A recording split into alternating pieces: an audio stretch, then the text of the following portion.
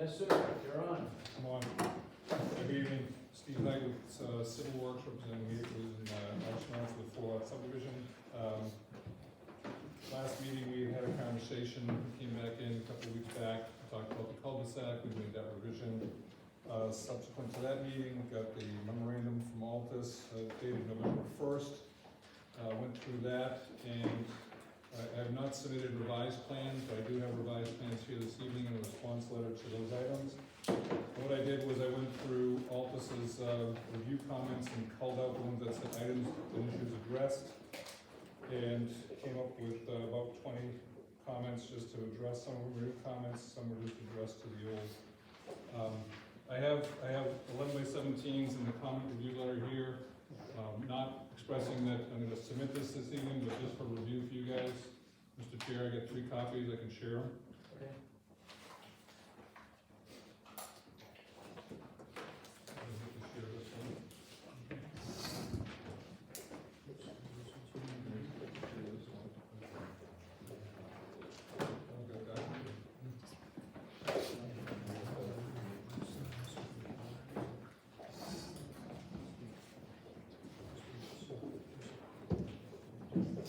So in reading down through the comments, again, what the abbreviated letters you have is the response Steve, letter. let me just interrupt you.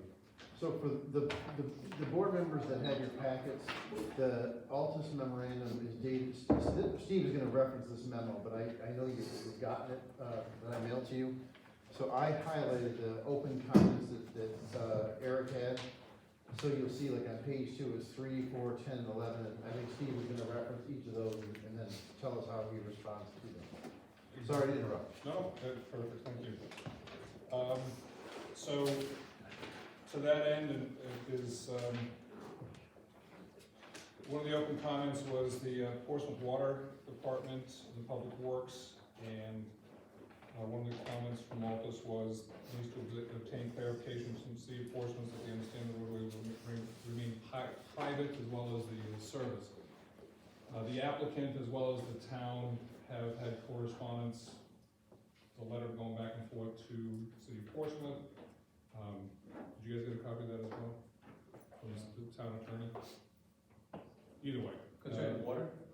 Concerning water, there's a letter from the town to Portsmouth asking for clarification relative to how they're gonna provide that water. That went out quite a long time ago, I thought. Yeah, another one came back out. When, Brandon, when was that? I want to say, who am I looking for, Bob, 22nd? Yeah. From Sean Radigan, but yeah. Did you get a copy of it? No. We need a copy of it. We should have been a copy of it. So in essence, all it basically says, and I'm paraphrasing, is that the town understands that Portsmouth has to provide water, and they're asking again why they can't utilize the same service that's already there. I mean, the connection that's there, so. Can you back up, Steve, because I thought you had, didn't they say originally you could connect to the stuff? Yep, they They did, did. dug up the road, found that, the way, that it was original to the concrete sub main, or the force main, so, they didn't feel comfortable disturbing it or using it.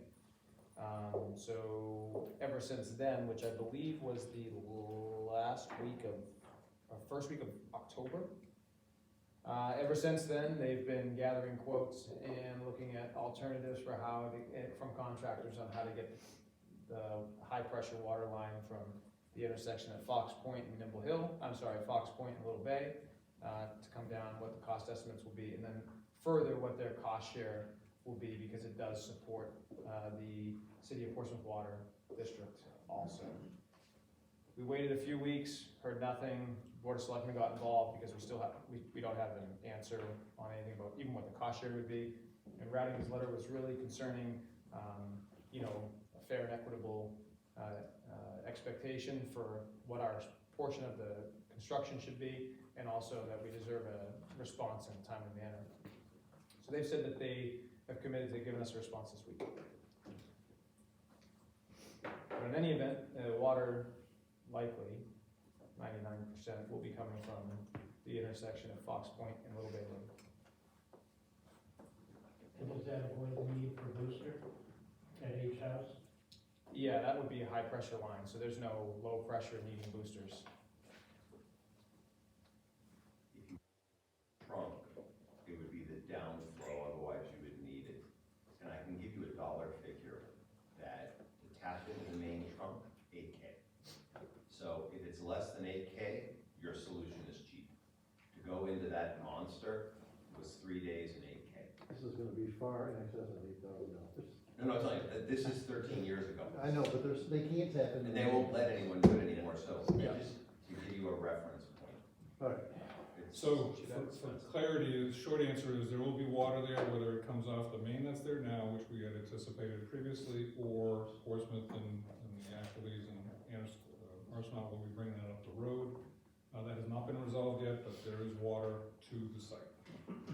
So, you're gonna, if they do bring water from that intersection, they're gonna be going by a lot of existing residences there. Are they gonna be hooking them up to those residences at their cost? If I may see. You please? Yeah, that's the benefit to the Portsmouth water grid, is that they would be taking all of those taps off of the, low pressure main and the 24-inch concrete and providing the homes with the high pressure 8-inch CLDI running down Fox Point, to this proposed new road, not as far down as you are, Jim. And, yeah, so that's why they're talking about the cost sharing, because there is a benefit to the grid of their water distribution. So the other question was whether or not the city of Portsmouth had access to and knew whether or not the road would be private. So as we discussed last time in the HOA documents, I believe you've provided those to the town. I don't know if you've had a chance to review those yet, the draft ones. I But, don't have them. okay, But that can be done afterwards. so the short answer is that the road, as we discussed at the last meeting, the intent is to keep it private. But they do understand that in the future they can come back and petition for the town to take it over. And the reason why we're building the road the way it is so that if that ever came to pass, then it would be a road that was built to town standards. Because as they expressed, and as it would be in the HOA documents, for the time being, it is a private road. So there's no ambiguity about that, just so you know. The other question was regarding the note relative to when the wearing course and the binder course were put in place. And we did update the note on sheet 4. And what we did was, in looking at the plan set, with Altus's comments, we renumbered all the plans, so there's sequential ABC, 1, 2, 3, 4, 5, and so forth. So subdivision plan, topographic plan, all of them have, continuation of numbering. And so we did add the note on sheet 4. The wearing course of the roadway pavement shall be installed no less than after 1 winter season and no greater than 16 months after the binder road pavement has been installed. So we had a 16-month maximum length time there, based on the setting of the wear course. And that was from the comment relative to the number of percentage of house lots that would be there, but there's 2 existing houses and there would be 3 potential house lots. 2 potential house lots, so there was no real way to say after 70%. So as you remember the last meeting, we talked about a specific time frame.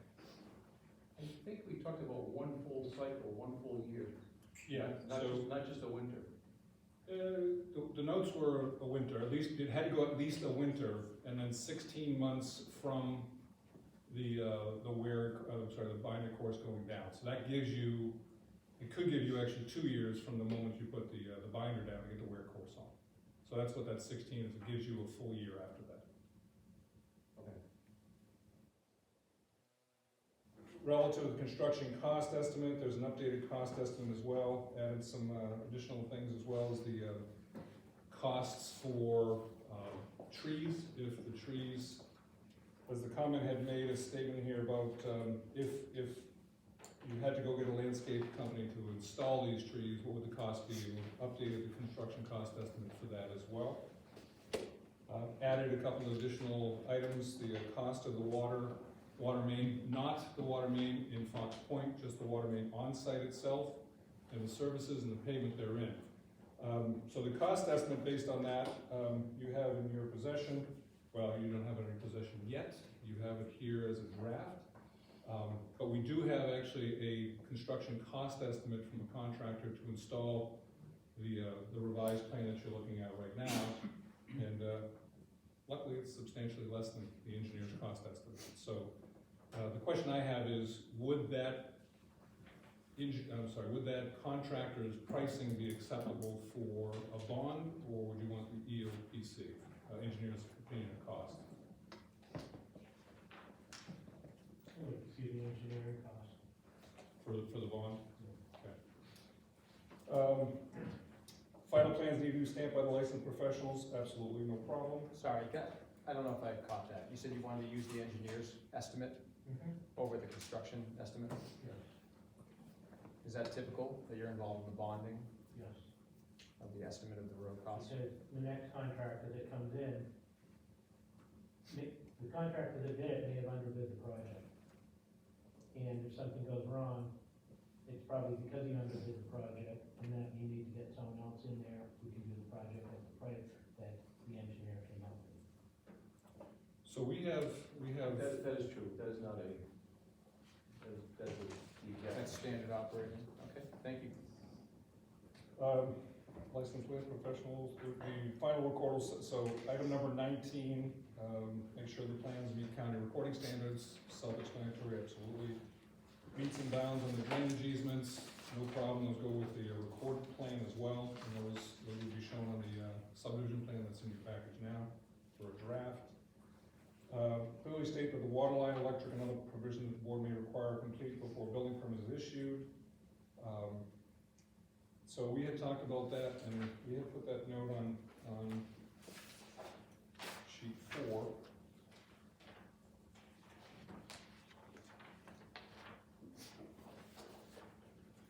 Note number 27.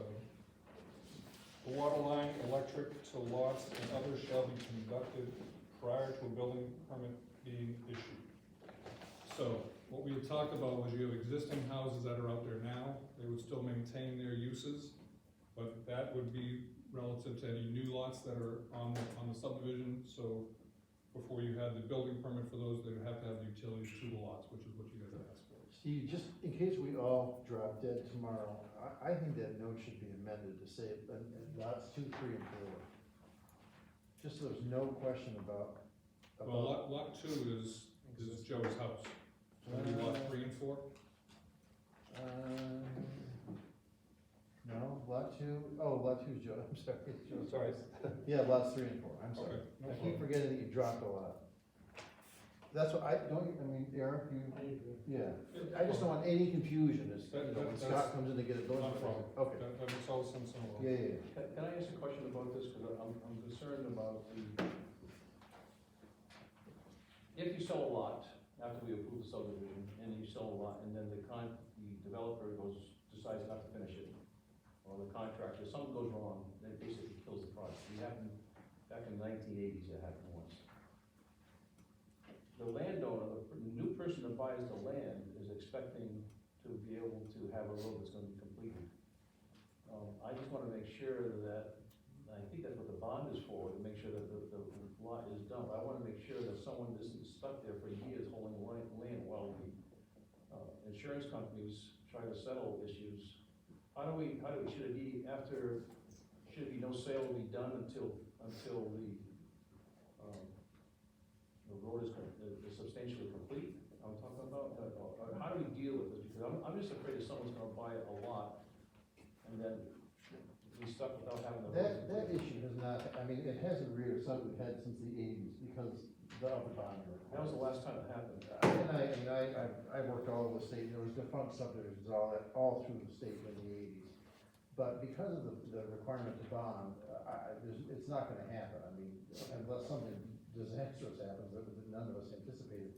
But I think Dennis brings up a good point. I do think that note should be amended regarding building permits to sale of lots 3 and 4 as well. Because potentially, someone could sell lot 3 or 4 and not have water to it.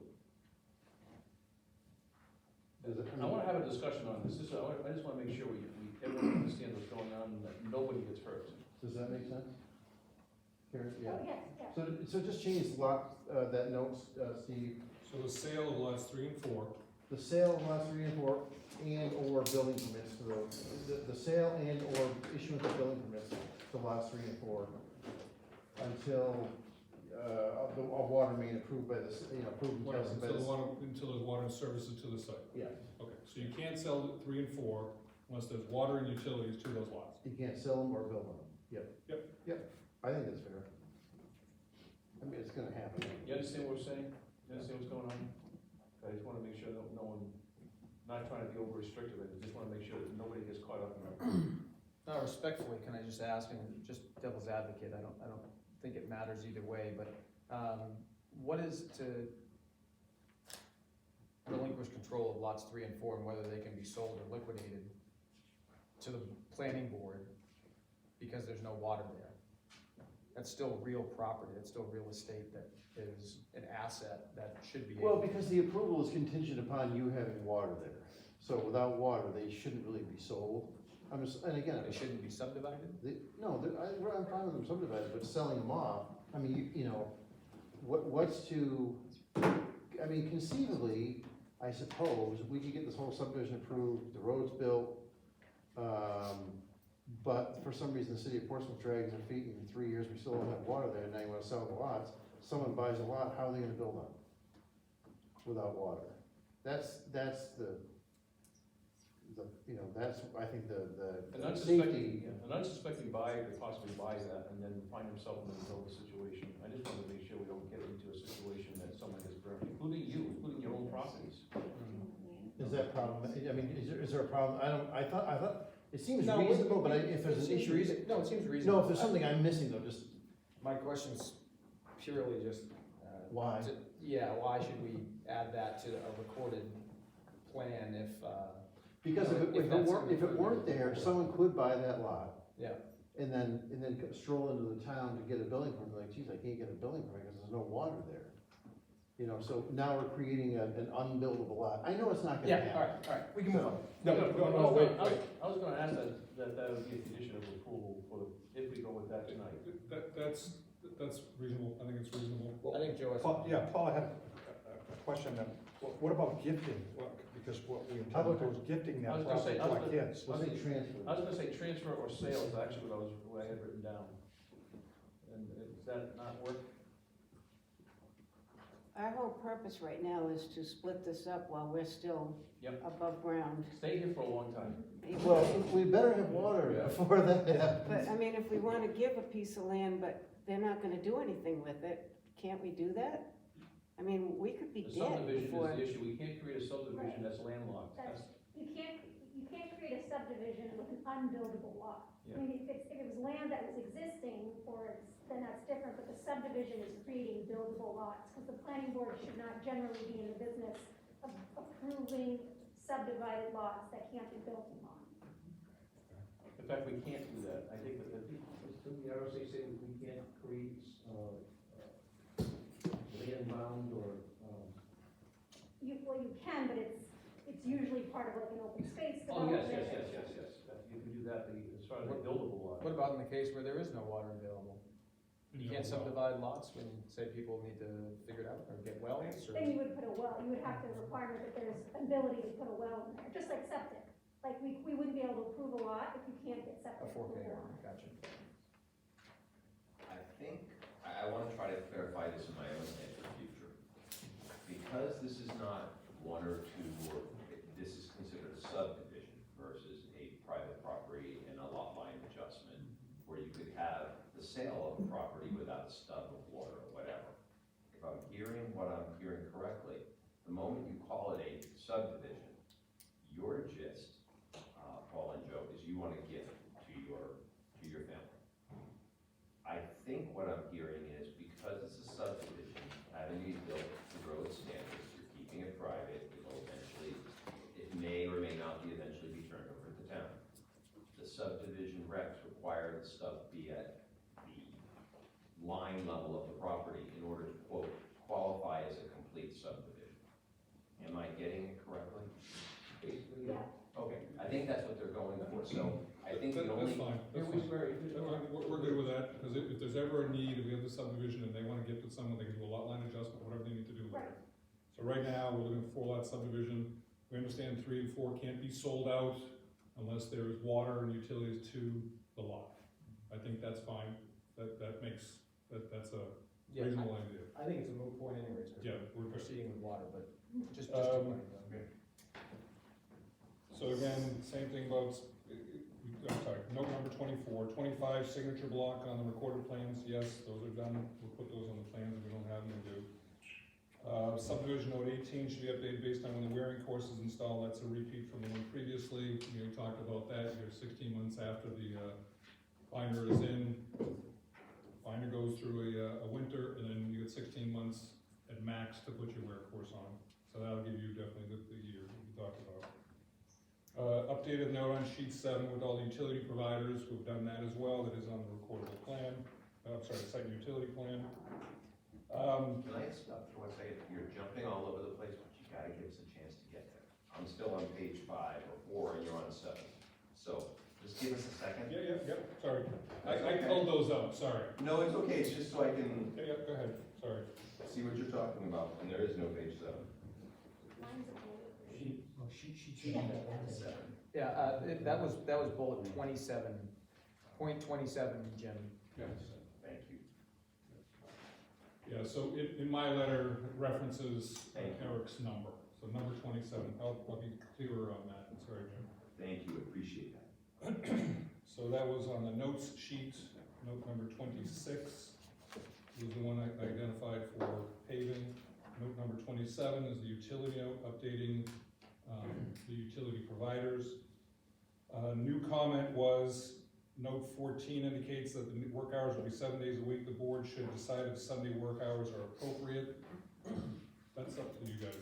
I mean, the road itself, they'll be building the road, and after that, I don't know if you guys have a Sunday ordinance for building houses? I'm not sure. I mean, I think, Can I throw something out? Yeah. I know where they live, and I know their neighbors or their family, unless there's one neighbor that moved into one house that they would have to talk with, I would think, out of courtesy. But if they don't have a problem, as long as it's up road and not right next to them on a Sunday, we don't have an ordinance. You don't hear anything. We don't have an ordinance, I don't know how that got, we don't have an ordinance, so. We can work with the It's- neighbors. it's a- you don't hear Yeah. anything. Okay, so, moot point, Can I ask a question? Chris, do you remember anything, you've been on the board as long? The only ordinance as far as time in the residential area had to do with an adjacent industrial area at Patterson Lane, where there was industrial construction, but we have never, I am not aware of ever putting any limits on construction of a road to satisfy a residential area. The only thing I know about was with Eversource, we did it with Eversource when anything to do no Sunday work. So that was a separate agreement, that was a separate thing. so non-issue. I think it's gotta be, I think common sense has gotta prevail here. If you have a neighbor and you're with real heavy equipment creating a lot of dust, you gotta keep things down. Yeah, But the Sunday issue, There's two sides to that, so if there's work going on Sunday, that means that potentially we have to be out there if they're hauling gravel and doing compaction as well. And it's not just the neighbors, it's actually, they could be on bringing in trucks and coming down the town roads and so forth. And Sunday morning at 7 may not be an appropriate time. I have found it extraordinarily rare that you have site work construction on Sunday.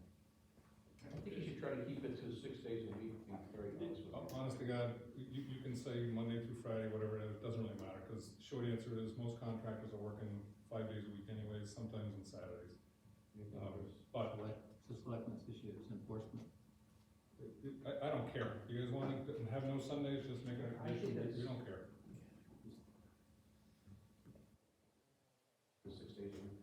We'll, If you have an emergency, obviously, just, yeah, if there's an yeah, emergency. it's just, I understand what you're saying, am I putting a note on the plan board, or am I just, you guys just gonna, we're just, common sense will prevail when you're doing the construction?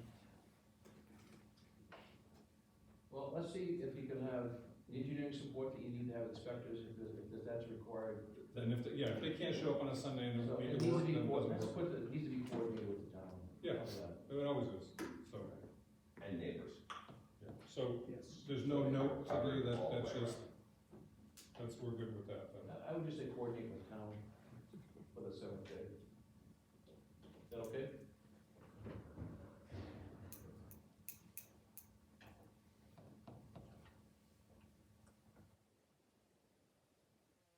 Note 20 indicates that once the road is accepted, the homeowners association will no longer maintain the stormwater infrastructure. It is Altus' belief that this should be removed from the plans as the owner has been clear that the road will remain private in perpetuity and the association will continue to maintain the bioretention basins. And as we discussed with the board, the applicant is intending that this roadway remain private, but understands that they may petition the town to accept the roadway at a later date. The roadway shall remain private until accepted as a public road. So at that time, that's the same thing we had talked about before. Instead of, I think they're confusing the word accepted with complete. Accepted means the town's accepting it for adoption, I think, versus the road is complete. I think that's what we're getting those two things confused. No, No, he said exactly that. If the town at some point accepts the road as a town road, The HOA ceases to exist. And that's possible because anyone in town could petition the town to accept the road, to lay it out, whether they wanted to or not, actually. I don't know why anyone would do that, but it's legally possible. but Eric's point is that the HOA, this board has always taken a position that the HOA is perpetually obligated to maintain all drainage facilities, and the town takes a second position that if the HOA doesn't maintain, the town will step in at the owner's expense to maintain. And that's where I was talking to you about when we're doing the other subdivision, the Watson subdivision tonight. So this provision, your attorney is Tim Phoenix. That's right. So, he prepared, based on something I had sent him, and Kevin Baum, are you working with Kevin? That's right. Okay, a declaration of covenants and restrictions in the next one that we're doing, and that would work, that almost identical language would work really well here too, and it covers this exactly. It provides that the town takes a secondary position to the HOA, and if it ever becomes a town road, it provides for transfer of that control to the town, and it also deals with the easements and everything else. It's like a 7-page document. So that's dealt through that legal document you're Yeah, talking you ask Kim to do the exact same Just thing. tell Tim to steal it from the next subdivision. It's So, already done. just to be clear, this says, when the road is accepted by the town becoming public, that the homeowners association will no longer maintain the stormwater infrastructure, which is what you're saying. No, No, what this board's position has always been is that once the town, even if the town accepts the road, you still have to maintain the drainage. If you don't, the town will step in and charge you to do it. It's not an issue because there's never gonna be any maintenance, but that's what the town's position is, that no matter what happens with that road, you will maintain the drainage. A lot of times these collection areas, the stormwater collection areas, they're on private property. We cannot get onto private property. The landowner might sit there and say, you're not coming on my property, period. And yet everyone else, all your neighbors are getting flooded out. All of our bioretention basins are based in the right of way. I don't think so.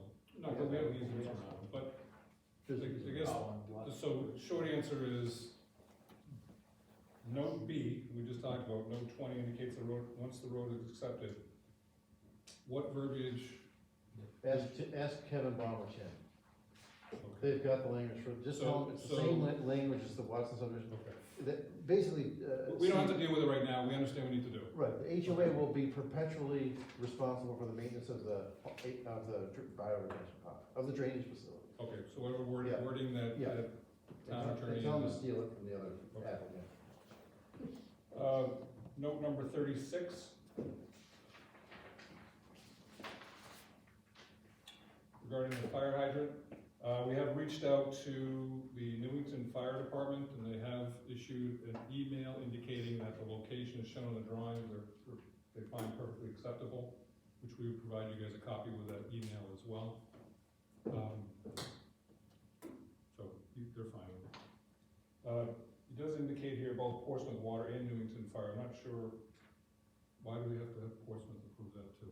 Because they own the hydrants. so they need to blow up the line at the end. Okay, so we're having a tough time getting them to respond to us, so we'll try. So it honestly, if they wanna move it 50 feet here or there, I don't know if that's gonna matter much to the planning board. So, so we're showing on the drawing, Newington's okay with it, if Portsmouth want, and they get together, they wanna move it 50 feet, 100 feet, well, we can revise that either during construction, let you guys know, or if we know ahead of time when we do the plan, it's fine too. But right now, they're fine with where it is. I hate to ask this question. Who owns the water line, even though it's a privately owned road? They've asked us to lay it, pay for it all, and then turn it over to them. Okay, I previously, just which want is to what make we'll sure do. that's probably what's going on. Make sure. Their it's concern happening. is if there's ever a problem, they don't wanna go to 5 lots and ask for money to fix it, they wanna just be able to fix it and own it, so.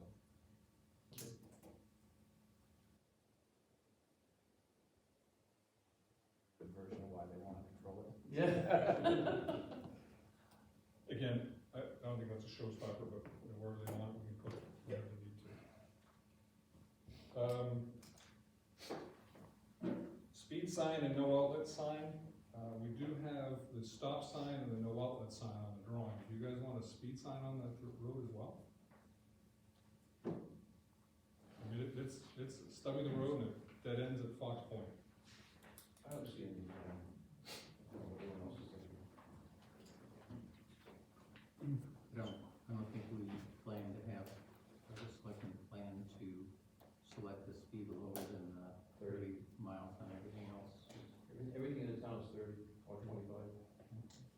So that's by ordinance, but it's not set and posted, you don't hand out a ticket if someone's speeding. Yeah. The benefit of having a speed sign there is if you want law enforcement to patrol the speed, say if you have a speeding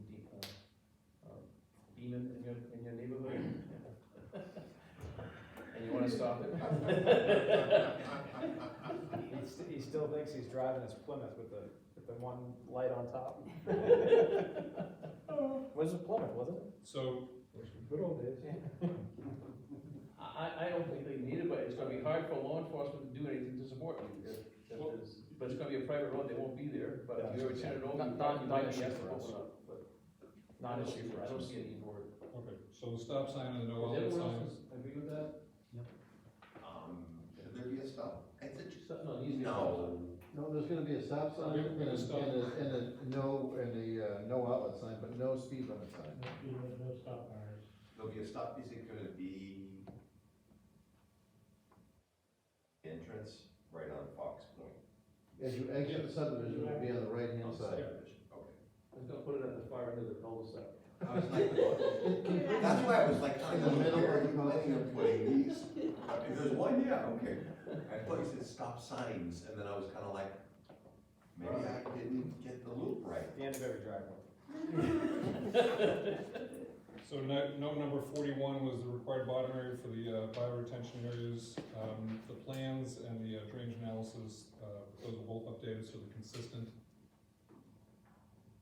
That doesn't change anything that you guys have on the drawings, it's just coordination between the two.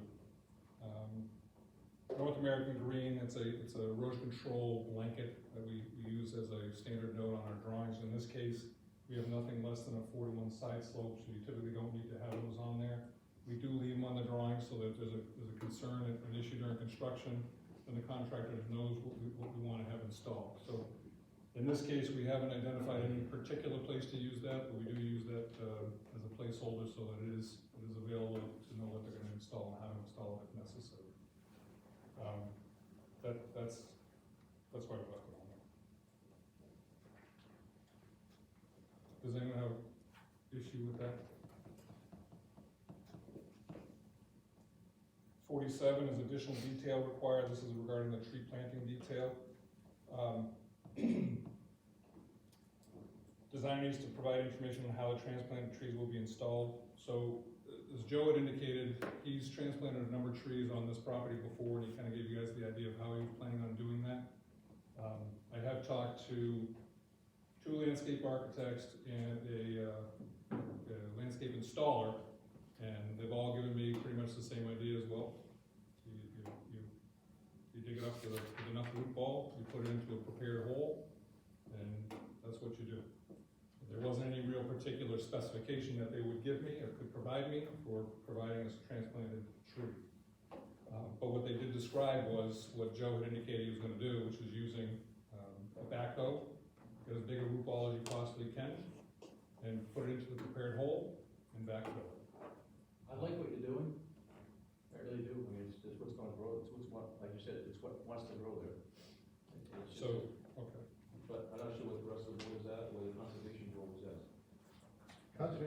is fine with the tree planting. Maybe it'd be just to pull the tree planting out and just put a note that trees are gonna be transplanted, just describe exactly what you Well, said. that's the note I was gonna put on there. Yeah, that's fine. Is there gonna be a transformer anywhere? I'm assuming there's gonna be a Yep. transformer. Yep. That would probably be the only thing that I'm sure the Conservation Commission talked about, is just something to grow around it so that it Sure will. semi-disappears. It's only that, you're the only ones who are gonna see it. And. Be careful, be careful. Yeah, with that, the because- only thing with the transformer is that Eversource has, yeah, No, they want access to it. yeah, they need access to it, they don't, we like to, everyone likes to hide them, Eversource doesn't like them to be hidden, and they need access to the doors and everything else, so. How far do they usually want around them? Because I've seen some beautiful stuff done, but I've also seen what you've talked about, which is they come in and they rip it all up. They tell you 10 feet in the front. And then they want bollards, but on a residential neighborhood, they set it off the back of the curb so that you have enough room so that you can't drive into it. They want 10 feet all around, they have long electrical poles that they use for extensions and. So for 47, I was gonna add that note describing the methodology, we would put that with the detail in the landscape plan, not the landscape plan, but on the, next to the tree planting detail that we have. And prudently, as Eric had pointed out, that if they don't have that, they have to buy them, and we have the detail in there in terms of how to install a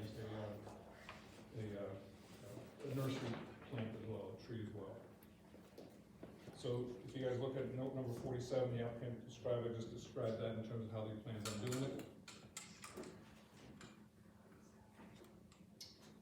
New comment regarding the square footage, and it was actually supposed to be 97, so just descriptive, sorry about that. So when we had gone from 18 feet all the way around to 18 feet and then 22 feet around the cul-de-sac, we redesigned the cul-de-sac as well, reduced the overall land area, so we're at 97,000 square feet and that includes the laydown area that we're proposing on lot number 1 during construction, so the plans have been updated to show that as well.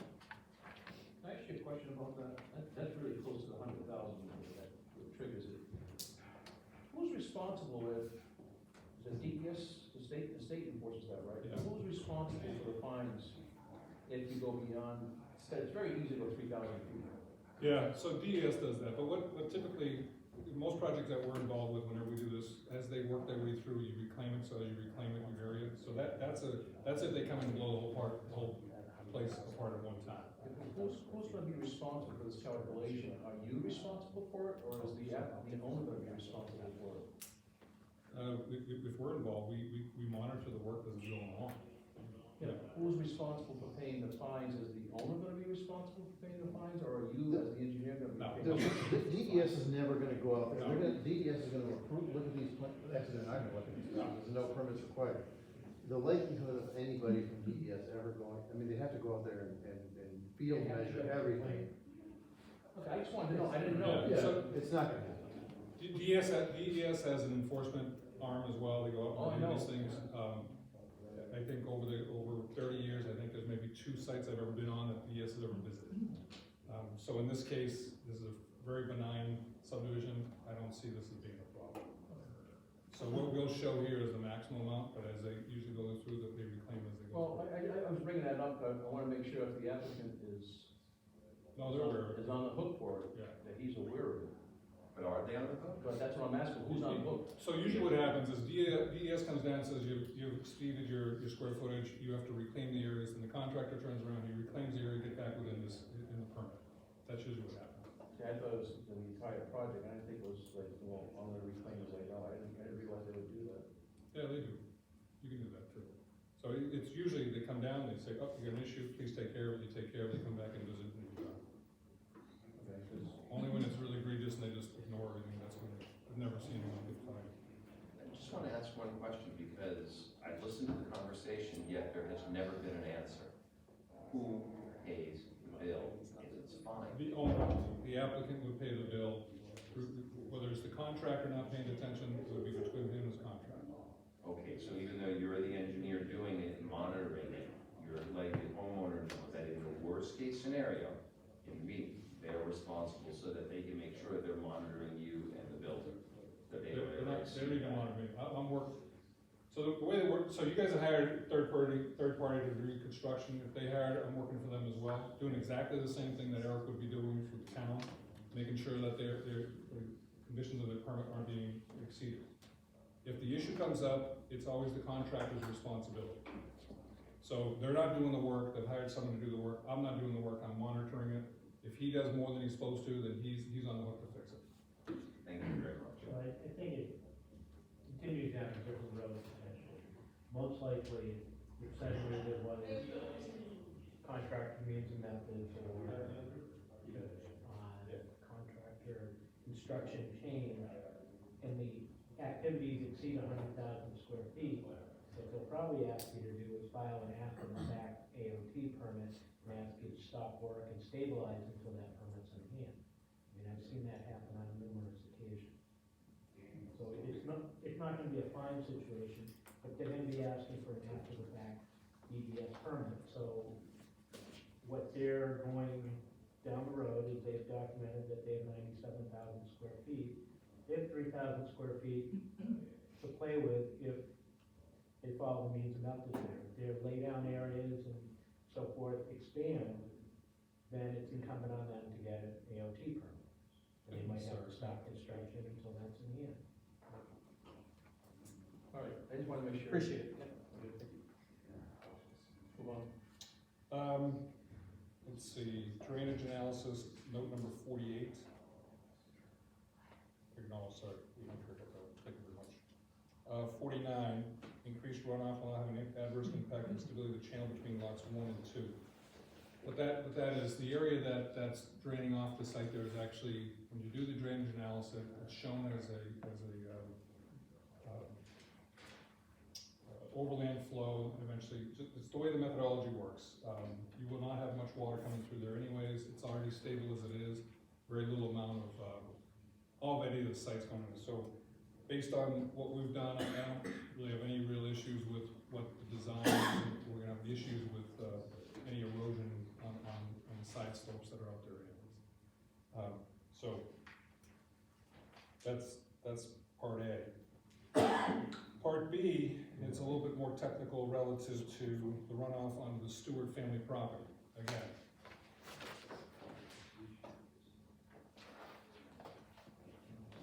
when we create a drainage analysis sheet, we're telling you where it's discharging off the property. And so one of the areas is off here going down into the Stewart property. What happens mathematically is that when you have a land area here that's going this direction in the creek, have good soils up here, and A soils up here, and C soils here, you have different, what they call runoff curve numbers.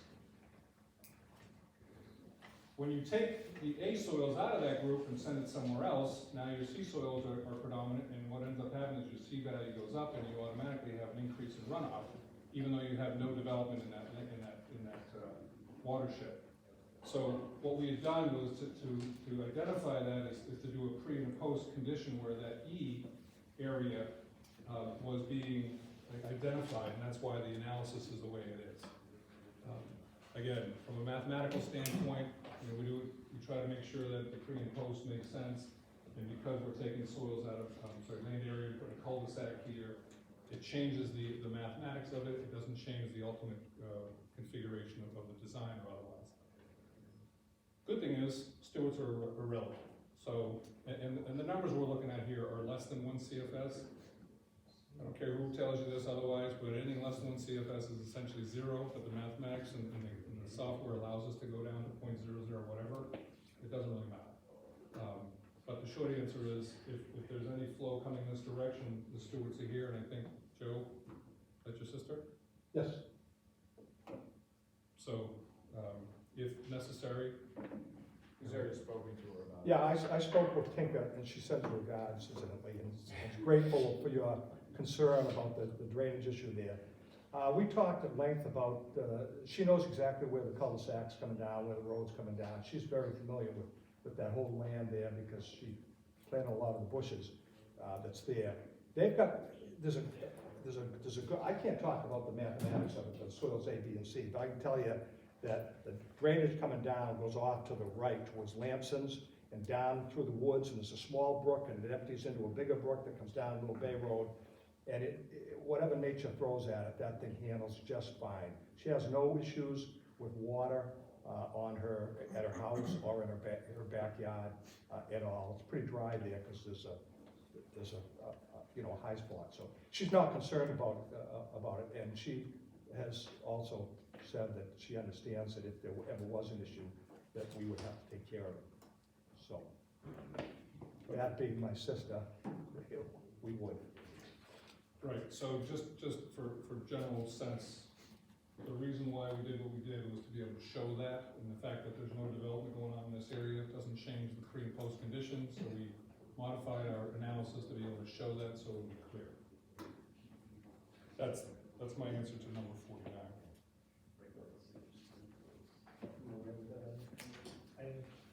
The methodology is a little unorthodox. It would be probably a better solution if we actually went back to the original design and actually got an email from Jan saying that I don't object to the design as presented. That would probably be a better outcome. We'll get that email, we'll get that but it doesn't change anything we just talked about. It doesn't really change any of the numbers as well. I'm happy to update the drainage analysis. We'll provide that letter. It doesn't really matter. It doesn't change anything. Number 51.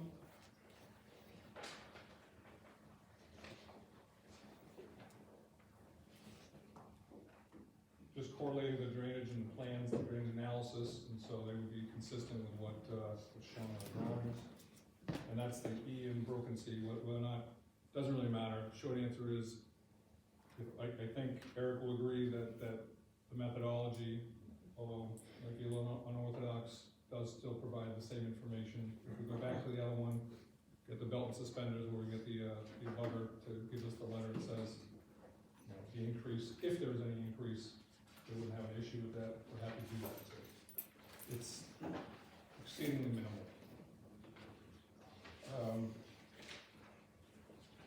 New comment B, which would be the last one. Again, the areas on the plans for the detention, or the basin bottoms and the drainage analysis and the plan set.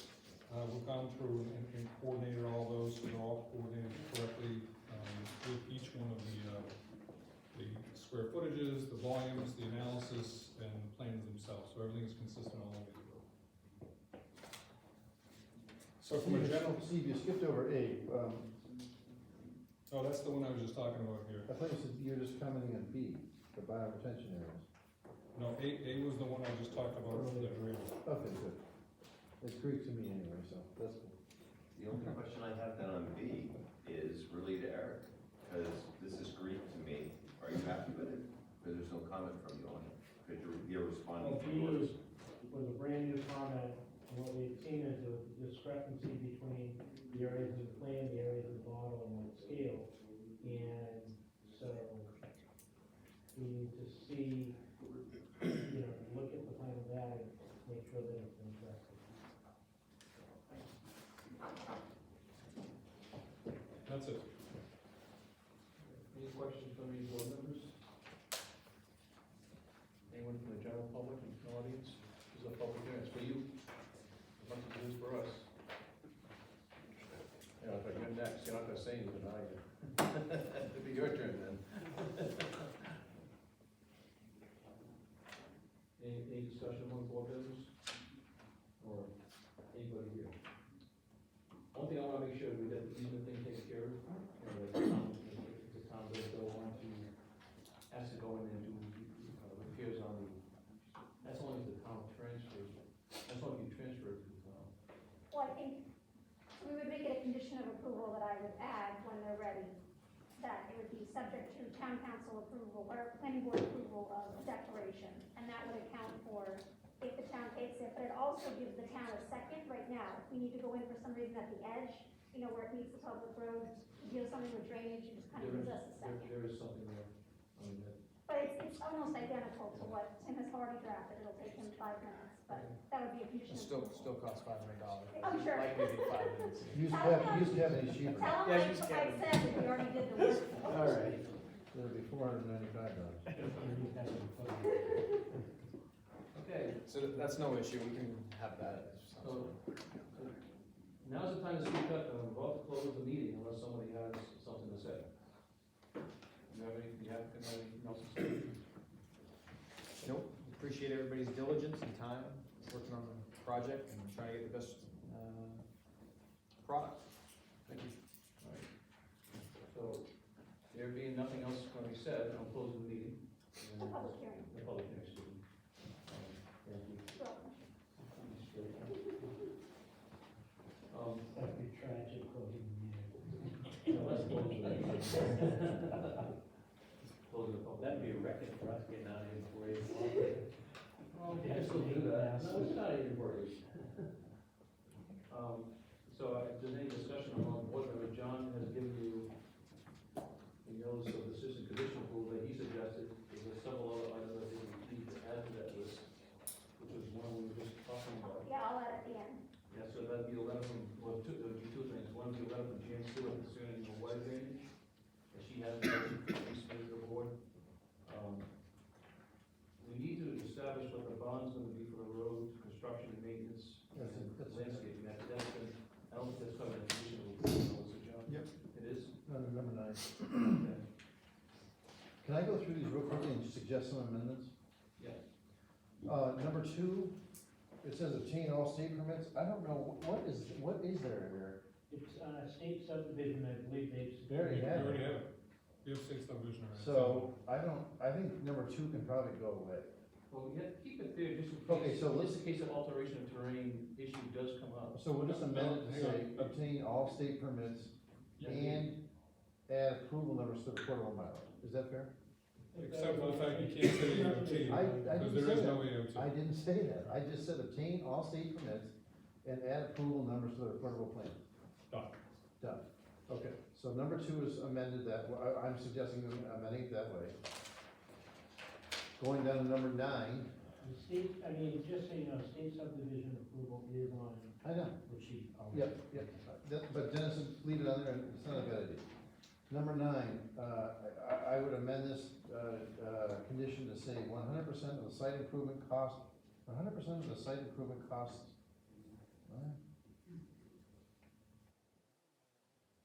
Oh, I think, cost estimate should be in parentheses. Cost estimate should be, provided, and reviewed and approved by the town engineer. As a site improvement and restoration security, performance guarantee to be held until all site improvements are completed in a satisfactory manner, blah, blah, blah. So you're adding reviewed and To approved. be reviewed and approved And by the town engineer.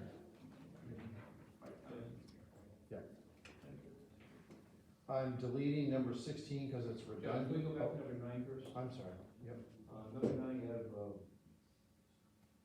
we had all site improvements, the third, all site improvements work prior and paid, I think the word prior is gonna come out of there? Doesn't make sense. The applicant shall, this is your standard, I did it really quick. The applicant shall complete all site improvement work. Yeah, so just delete Take out the prior. word prior. Yeah, take out prior. And I was gonna put in there, it says prior, and it says, of course, prior to, what I had written down, of course, prior to the transfer or sale of the property. I handled that elsewhere. CO is not. Okay. So I handled that elsewhere. So I'm suggesting we delete number 16 and add, because that's a redundant, we already have that in the first page. So did you delete the certificate of occupancy on that? No, I left it there, but I'm gonna We just talked about that we weren't gonna do that. I'm gonna do it, I thought it was gonna be transfer and sale of property. I was gonna do that somewhere else, but, I was gonna add a new 16 that says prior to the issuance of any building permits for lots 2, 3, and 4, Nope, 3 and 4. 3 and 4, or the transfer or sale of those lots, there should be a connected, tested water main approved by the city of Portsmouth,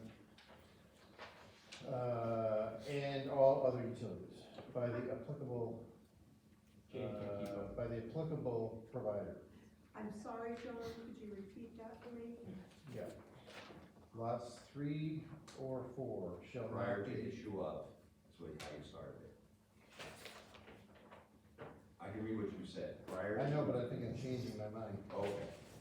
lots 3 or 4, lots 3 or 4, lots 3 and 4 shall not be transferred or sold until such time as each lot has electrical and water utilities in place, comma, tested, and approved by the applicable utility provider.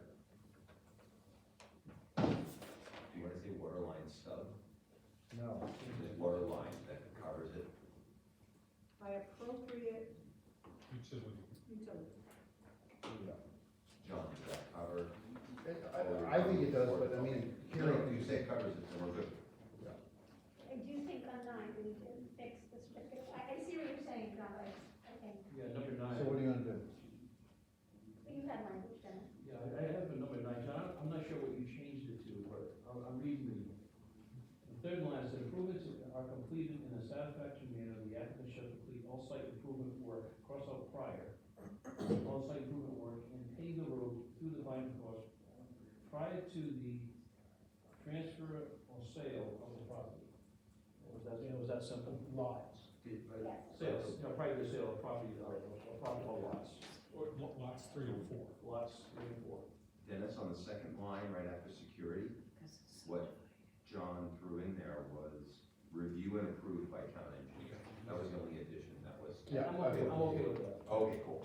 And Dennis, does it say, transfer or sale of lots 3 or 4 and continue prior to the issuance of? No, we're getting rid of. That's- Getting rid of issuance of certificate of occupancy. Okay, Dennis, can I ask a question, please? You just mentioned binder also, so are we including paving the road before it can be transferred also? If the water line's in and the electrical service is there, does it need to be paved before the lot can be purveyed? What's the standard, Our ordinance requires the base coat be down before it's transferred. Gotcha. Thank you. But the ordinance is illegal. They can build it, if there's a bond in place, they can't prevent the transfer of sales. That's right. You can't, if there's surety in place, you cannot prevent the sale. So you're saying what I have? No, I think what you're saying is, I'm relying on Carrie to come up with something. You're on the hot seat here, Gary. Crushed hard rock or first coat pavement, or first laying, or laying.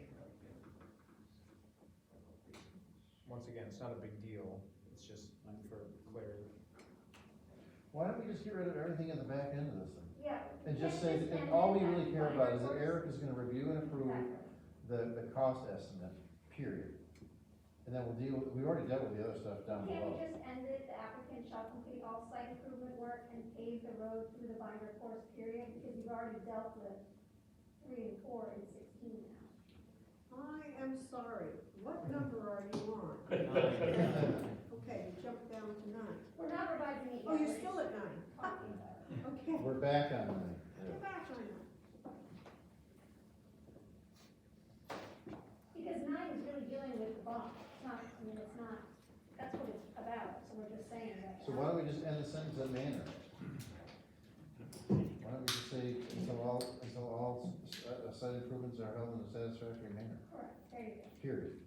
that works. And we've dealt with the other stuff down below. So the sale is gonna be down below. Yeah. Sale or transfer. So, condition number 9, and it's not quite where, I don't like the way it's worded, I'll fix it. It says 100% of the site improvement, 100% of the site improvement, the cost estimate for the site improvements shall be reviewed and approved by the town engineer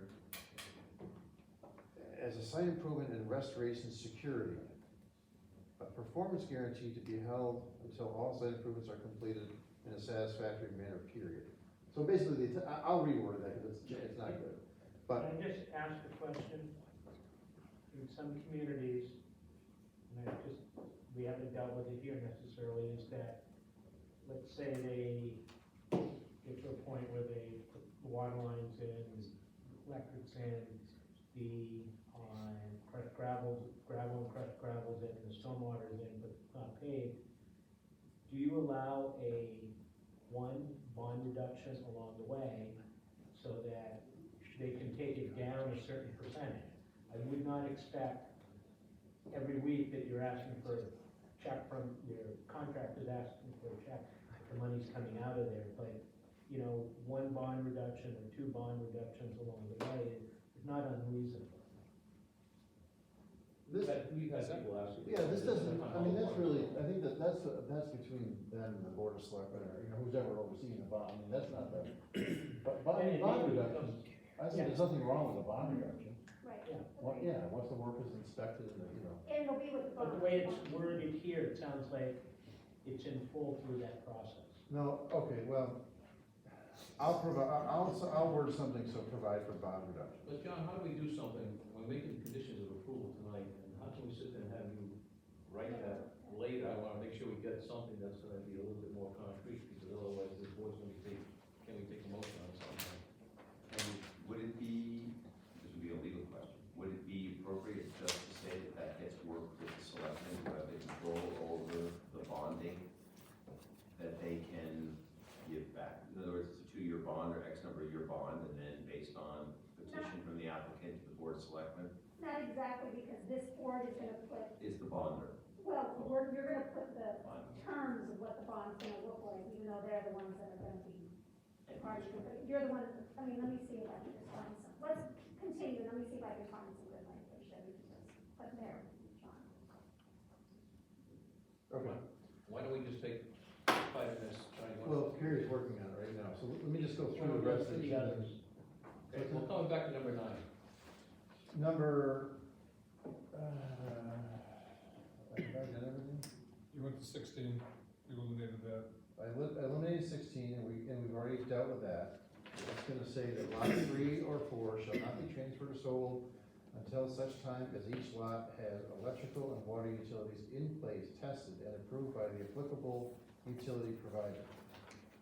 There's gonna be a new, I'm gonna renumber these, because I want 18 to be the last one. I may not know, Oh, I know, but let me add one more. the board members may have known. Yeah, right. That we need a letter from Jan Stewart, whoever owns the property, I don't know if it's Jan. What number are you on, John? I'm adding a new 18, and then we'll, 19. yeah. Which one? I'm gonna add a new 18, and the existing 18 is gonna become 19 or 20. I want the existing 18 to be the last condition. So this was gonna say that the applicant should provide a letter from Jan Stewart, or is it her or husband, whoever. Dan Stewart. Dan Stewart, accepting any excess water that may drain on her property from the subdivision.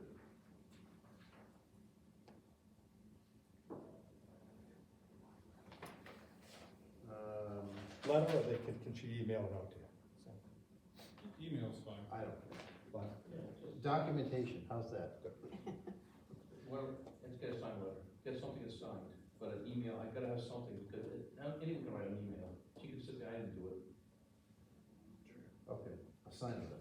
How's that? We actually have something in our ordinances, I mean, this is what I'm afraid of, we actually have something in our ordinances that say that, we passed it just a few years ago, because we had a problem with it, that someone was complaining about water from a subdivision going onto their property.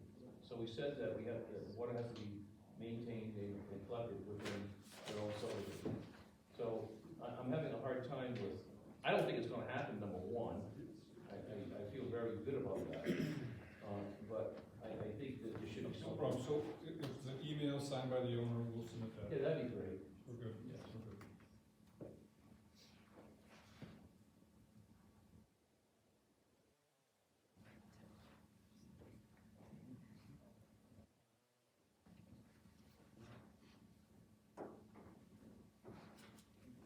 Curb cuts gonna come, but are you coming back to the planning board for curb cuts when you wanna put them in at some point when we transfer the land to somebody? They wanna build a house, driveway? Yeah, that'll be the responsibility of the developer at that point, right? Well, yeah, the planning board grants the curb cuts, and you don't know where they're going yet, so just come back. They do that, I just wanna make sure you understand that. Yeah, make that a condition that the, Yeah, the curb cuts you come back to the planning board for the curb cuts. And that's just for the ones that you haven't got, never show. Utility plans, when you get them, submit them to the board for matter of record. Yep. Okay. And then, John, and this is a legal question, do you feel comfortable running out of the issues? Oh, let's add, can we add, are you ready? Yeah. Okay. HOA documents, shall be reviewed and approved by planning board council. And a declaration of covenants, easements, and restrictions shall Can be you, I'm reviewed. sorry, attorney, could you repeat that? A declaration of Is covenants. this a new condition period or old one? Yes, no. No, you said the HOA document should be reviewed and approved by by planning board council. Is that one, and then we're going to another one, or are you gonna wrap the, Another one. okay, so that's one, so one is HOA document should be reviewed and approved by town council. The next one is, A declaration of covenants, easements,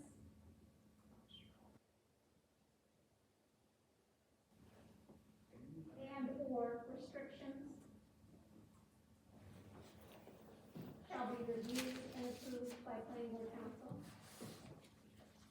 And, Tim can, sometimes he can combine those two conditions in one document. I'll leave that. No problem, thank you. And John, are we all set with the bond? Can we just use the language from your subdivision rights? Let me read I it. think so, sure. All right. There shall be filed a bond, no, no, we're not using a bond. What do you, performance security. performance, what do we? Which is a surety bond, is it not? Well, the town doesn't want an insurance bond, they're gonna want, a letter of credit, I think. Anything but an insurance bond. John, why don't you explain that? The problem that the planning board has with an insurance bond is that collecting on it is impossible. So, you know, and we can work out the mechanism, but almost anything but that would be good. For a small project like this, I would recommend, if you have the cash, just to give the town cash, work out something with the selectmen and Eric and just say, we'll draw it down as quickly as the work is done. That way you can, you know, pay the contractor with that money. But it's either gonna be that or a letter of credit, I would say, or something else that's acceptable to the town. What would you call the cash? Not a bond? No, I would call it a surety. So John, we have never done that before. Yeah. We have never done that before. We did that once with the power plant when it went in, when they built the road, and we pulled back on the money that, as they built the road, I think we had a mechanism like that, but they put up cash.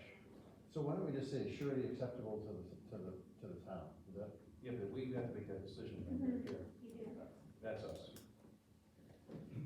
So letter of credit,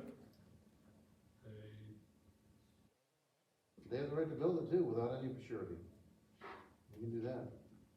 I don't have the ability, we don't have the right to do that. I don't You guys The require, statute says you can build it or bond it. we'll see it to completion, right? Well, you couldn't do anything until it was built, that's the problem. All right, we don't want that. You would want, so it's gotta be whatever the planning board wants. Cash or letter of I'd say cash or letter of credit, yeah. Perfect. This is an area that is new to me. I'm not trying to stick it to anybody. I just want to make sure we understand it. But we typically done bonds and that it's turning out bonds are just. I believe our preference is to just turn the cash over to the town and have them draw down, have the contractor draw down the bond. So The town. we'll say a letter of credit or cash. Is that right, Eric?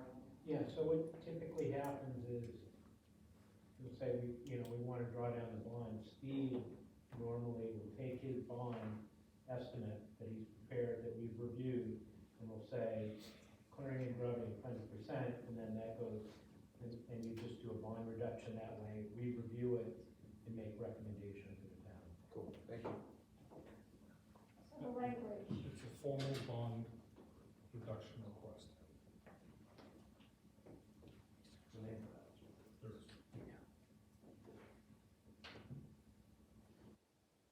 I think you were just throwing Yeah. a curve here. But you could say, shall file a letter of credit or cash assurance and continue as you were reading from the regulation.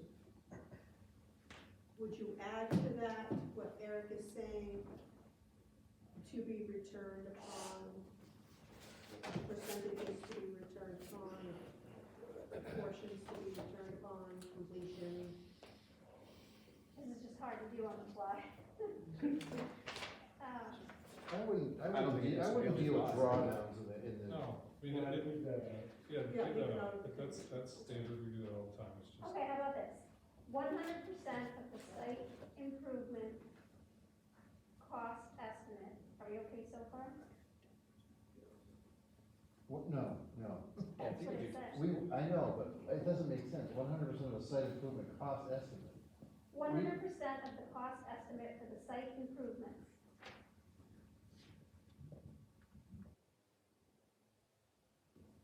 Shall be submitted as a surety to the town through cash or a letter of credit. As a performance security to be held. All site improvements are completed in a satisfactory manner, comma, but may be drawn down in accordance with town engineer review and approval. That was really good. That was really good. Can you write that down? I know, seriously. Do you remember what you said? Nope. Take a break. I was trying so hard. Okay. Okay, to be held until all Can you- site improvements Jane, are, can you start at the beginning, so I can get it to? and she switched the. It started out with 100% of the cost estimate. Okay, hold on. 100% of site. 100% of the cost estimate for the site improvements shall Cost be, estimate for Yeah. the site improvements shall be, site improvements shall be submitted as a surety to the town as cash or wait, letter. yeah, slow down.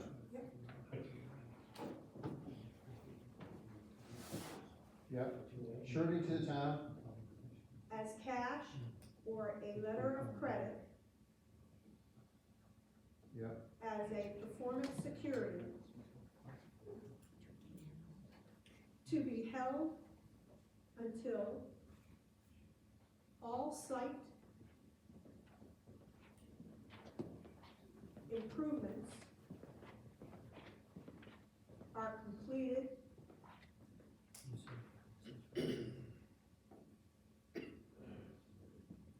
to town. Oh, okay, stop there, are completed in a satisfactory manner. You didn't say that the first time. She did. in a satisfactory manner, Comma,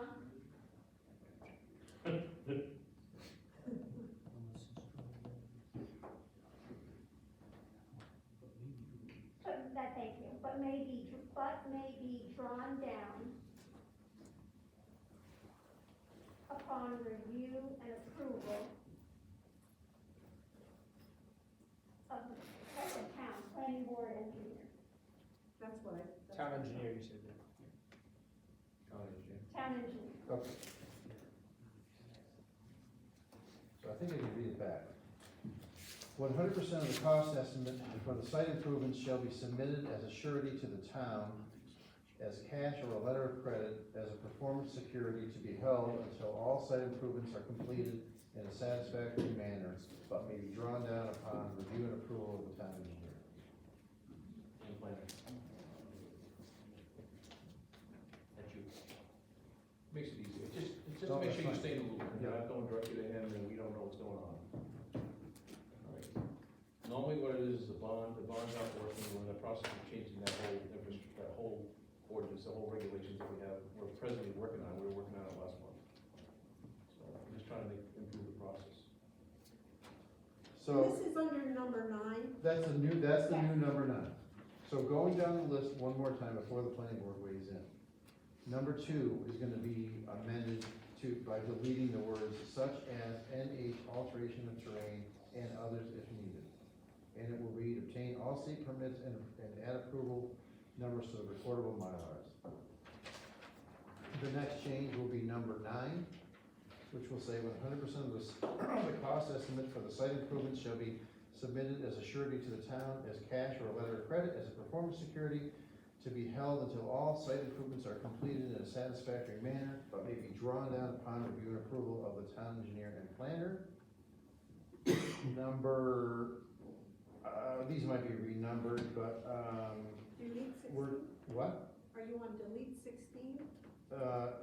We're gonna delete 16. But now, John, read number 10, just so we stay in line. We'll read 10 will be, As written. disapproval requires a strict adherence to all applicable regulations adopted by the town of Newington in effect at the time of approval, accepting any waivers granted by the board. Number 11, the landscaping plan and the operation maintenance manual submitted herewith is integral to the approval. Number 12, submit an as-built plan in CAD and PDF format prior to the release of security. 13, site work is not to be started before final plans are approved and the Mylar is signed and state permits have been received. 14, the applicant and its agents adhere to all planning board subdivision regulations unless the planning board has granted waivers from such regulations. 15, certificate of monumentation.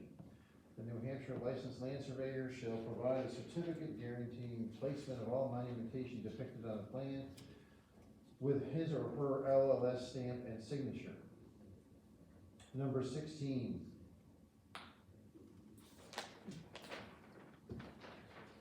Replace with lots 3 and 4.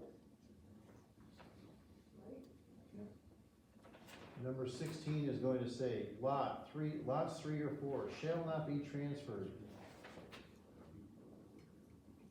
Shall not be transferred until such time as each lot has electrical and water utilities in place, tested, and approved by the applicable utility provider. 17. Plan note 27. Plan note 27 shall be amended to read, what is it gonna read? Plan note 27. You're on 17? That was to, like Jane just said, to add for lots 3 and 4. No, what is plan note 20? Plan note 27 is the water line, electric. Oh, okay. And others shall be. Okay, so that one's, I was wrong there. So let's see here. Number 17, we can add Carrie's first one. And Carrie's first one will be, HOA docs? number 17 is a letter, Carrie, where is she? Oh, Carrie's number 17 is, HOA docs shall be reviewed and approved by the planning board council. Number 18 will read, a declaration of covenants, easements, and or restrictions shall be reviewed and approved by town council. What And about then the final one, which would be number 19 or 20, the last one is, all final approvals by the planning board expire within 2 years from the date of the planning board approved the subdivision unless the planning board grants an extension. excuse me, John, what about the letter from Jan Stewart? What number is that? That should be. So before that, we will add Dan Stewart. Dan. Dan. Jan or Dan? Oh, Jan. Yeah, it's Janice and Dan Stewart. Janice. That's awesome. I call A letter from, I don't know what the number's gonna be, but it's gonna be, I'm assuming it's 19. Well, the applicant shall provide a signed letter from Jan and Dan Stewart accepting any excess water draining onto their property from the subdivision. I have a question. So we have and I don't know how, if it even pertains, but we have that all kind of, whatever's going on with Portsmouth water, is that noted that needs to be in the conditions, or is it just? Well, it's their risk. I mean, we say that they can't be transferred or sold until they have utilities in place by the applicable utility provider, so. I mean, it's captured, you know. Okay, I just wanted to make sure that. Why don't we say include water? We did. We said until such time as each lot has electrical and water utilities in place, tested and approved by the applicable utility providers. No, that's 3.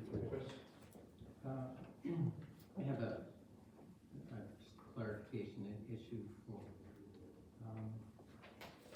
in the legality of the utility and access easement. Since that is being provided and directed by this particular subdivision, do we need to either clarify or as a conditional approval or note 4-4 is not intended to replace the, requirement for this lot to maintain a full frontage requirements on a town-approved road.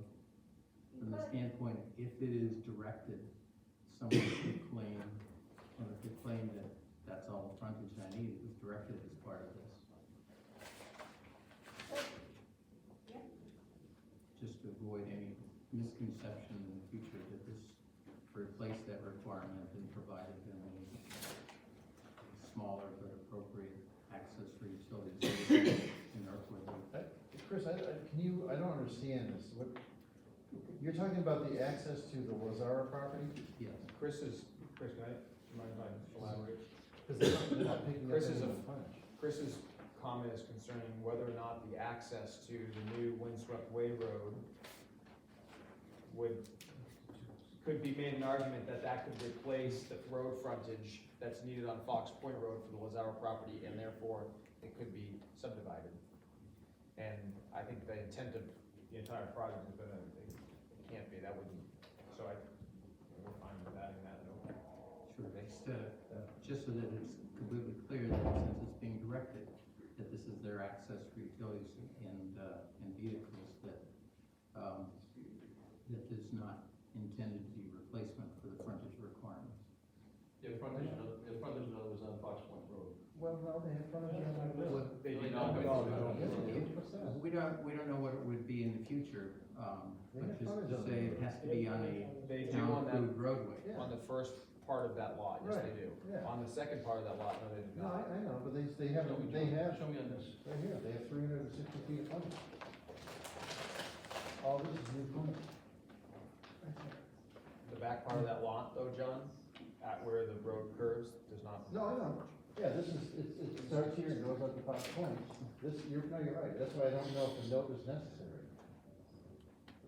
Well, just the concern is if it gets forgotten, if someone in the future owns lot 4.4 and say, this is my directed access. There are plenty of lots that have minimum substandard frontage requirements that are grandfathered. This made my lot special in that this is all the access for utilities that is necessary, and therefore I can do what I intend to with the rest of my property. And I don't believe that that's what this subdivision intends, for the board access. So it's just a matter of whether Sherry feels that this is a potential liability for our.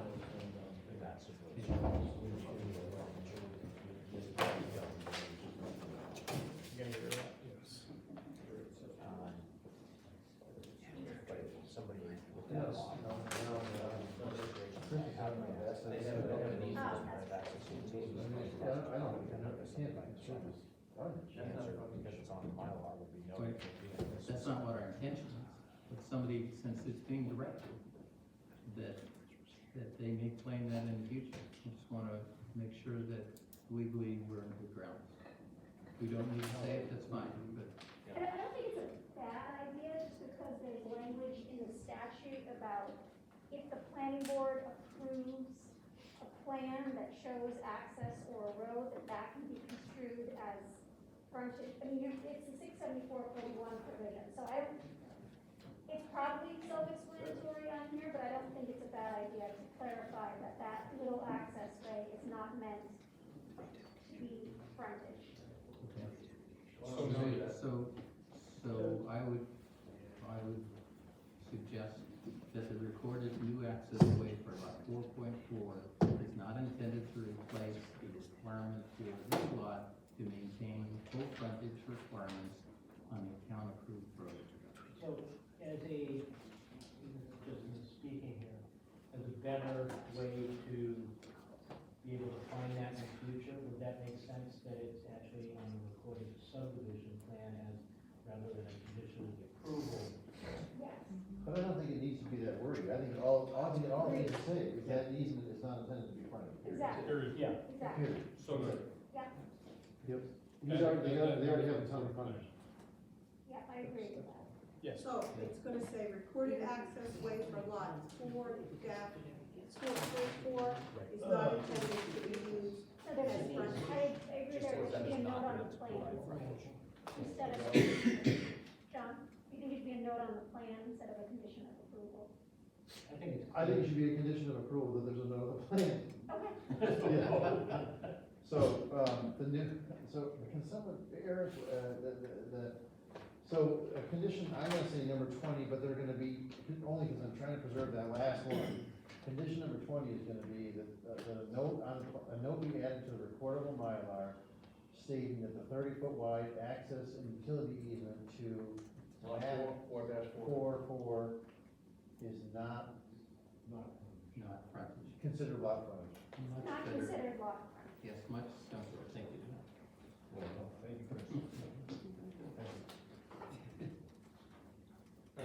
Anyone else? Okay. We're done with the discussion. Does anybody want to make a motion? I'll make a motion to approve the Ackley subdivision as, with the conditions identified. Is there a second? Second. Thank you, Peter. Any more discussion? Then all in favor say aye. Who's voting? Anyone opposed? Any abstentions? And let me see, who's going to go with it? So,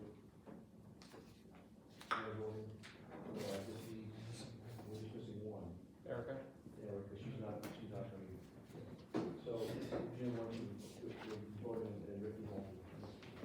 Okay? So, Jim, did you vote? Okay, I just want to make sure I got that straight. All right, then. So you're appointing Jim. Jim as the full voting member. Yeah, so we all voted in the affirmative, is there any, I don't think we all voted in the affirmative?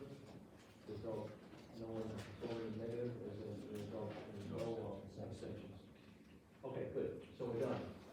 You got some homework to do? Just a clarification, Steve was walking around with a typo in his cost estimate, he just doesn't want anyone to see. That's right. Keep this short. I wasn't going to look at this, but I was going to ask the question, what the installation of the packet was talking about.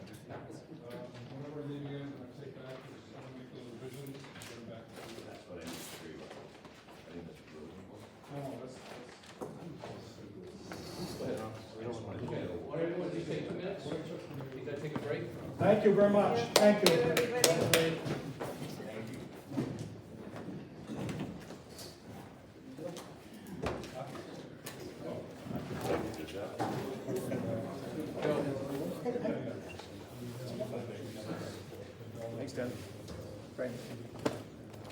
I misspoke there. We talked about the conditions of sale. You didn't have a base coat down, that's not correct. You cannot have a certificate of occupancy base coat. So if you transfer that and never build on it, or delay building for 20 years on it, it's still transferred. So that, there's nothing in our road ordinance that says that'll hold up transfer to the state. Just want to let you know that I misspoke. Get some guys, you know, I mean, I know you're really busy. But get some guy, you know, that can.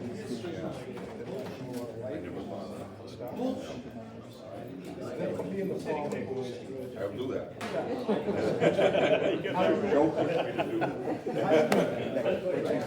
Long ago, even after that, yeah.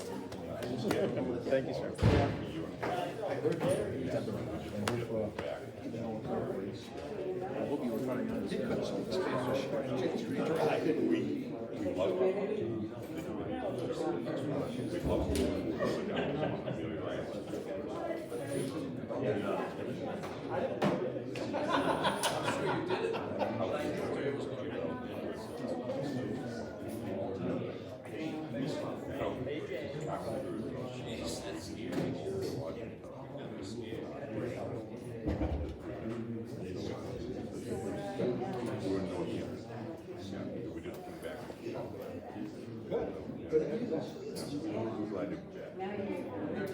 Yeah. Yeah. Well, I had to buy all the great snow blowers. This is where the difference from. Your neighbor. He's my brother. He's my son. That's Laurie, Laurie. That's Laurie's husband. He's just good. And I tell you, quiet must have been. I know my son loves it. Oh, yeah, that's right. She really did. She says, I can't get a better offer. This is all.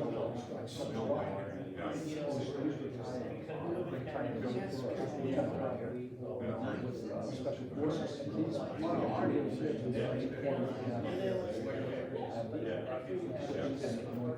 So we just have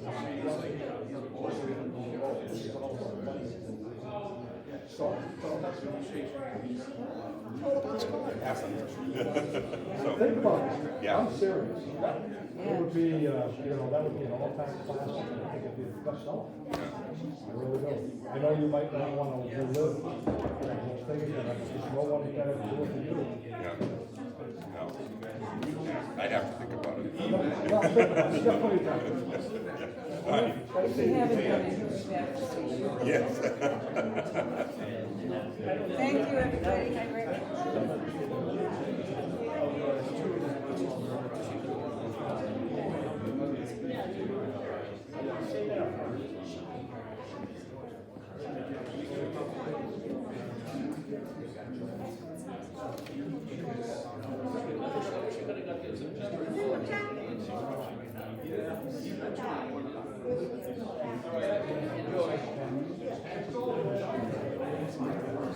I felt like we should have had a cupcake after we finished that whole thing. You too.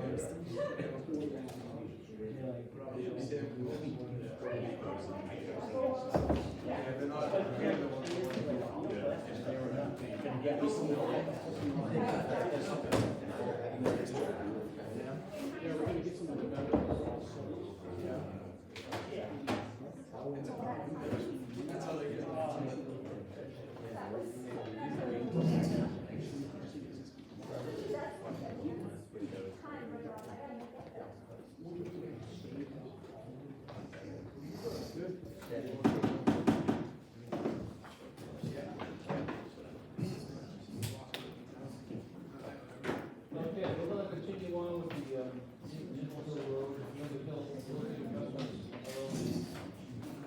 watch a lot subdivision. And who might be presenting this evening?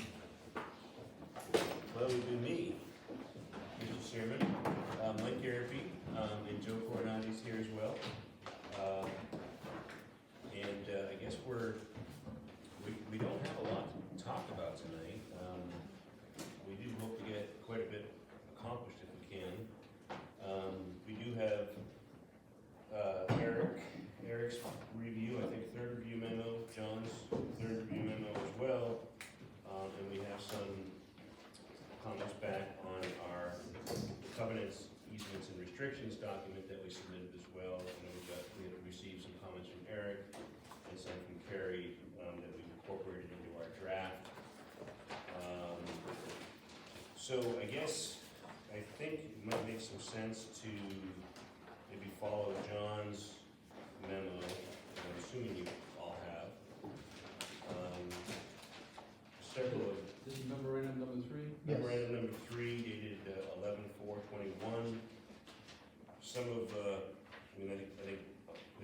several comments that Eric has in his memo that are relative to the waiver request that we have. And so we were hopeful that we could address those this evening and get those waivers addressed. And just so, and there are a couple other items in Eric's comments that are relative to buffers, setbacks to wetlands, and we did meet with the Conservation Commission, did receive their unanimous recommendation of the plan, its buffer impacts for both, for the road, for the drainage and for the grading. We went through a comprehensive review of all the impacts to the buffers, and they voted to support it unanimously. I don't believe there's been a letter submitted to the board with their recommendations, but that did occur last month, I believe it was. So I guess what we'd like to try to do tonight is pretty simply to address the waivers, looking at the CUP for the wetland buffer impact, so we can hopefully put a lot of those items behind us. As John indicates, there are some drainage issues that we are going to meet with. Our team will be meeting with John and with Eric this coming Thursday to go through some final drainage concerns that Eric has, so we can get on the same page with him, so we can hopefully come back in December and potentially wrap up this project. Mike, may I interrupt for a second, because I was at the Conservation Commission? Yes. So, your dredge and fill application hadn't been submitted to DES, so that actually hadn't come before the Correct. Conservation Commission, so we couldn't make a recommendation. Correct. You reviewed the landscape, had you not? We did, So that's what we actually had reviewed, not any of the drainage. It was just Well- preliminary, you were just informing the Conservation Commission. There wasn't any, well, so there are three things that we needed from the Conservation Commission. The two things we did address at that meeting. One was the conditional use permit application. right, that's what, that That's was for the it. buffering. Yes, okay. So we did address that, we did receive unanimous approval, or recommendation rather, from the Conservation Commission for the CUP. And for the landscaping, there were a couple minor changes, that the Conservation Commission was suggesting for the landscaping plan, which we will incorporate. And yes, we do need to go back to the Conservation Commission for our dredge and fill application, which we are hopeful to submit this week. One question for you, if I may. On lot number 10, is surrounded with wetlands, and I'm actually curious, what was the response from, because the first statement you made actually was, it's done. What Jamie just told us is the most important part hasn't been done, at least from the Conservation Commission. And I look at lot number 10, this is the first thing to my right, and I see wetlands all over it. And so I'm gonna reiterate from a planning board perspective now, that each lot, now that they're laid out, Conservation Commission has, you're taking the next step with them, they've reviewed it, we're now looking at it. It was a comment that I made when you first came here. I believe that every lot has to be walked in its entirety with a wetland sign and prove that and this is the same comment I keep making, that each lot is the way it's stated on the map, and that be done by our town, and then we're good. And that has been done, so our wetland scientist from Gove Environmental Services, James P. Gove, I think his license number is number 3, I may be wrong, but I think it is. He did delineate the wetlands on the entire site, and that, the wetland delineation has been reviewed by your wetland consultant, Mark West. Okay, I'm gonna stop for a second, and I'm gonna ask I just Eric. think that it in fact has happened.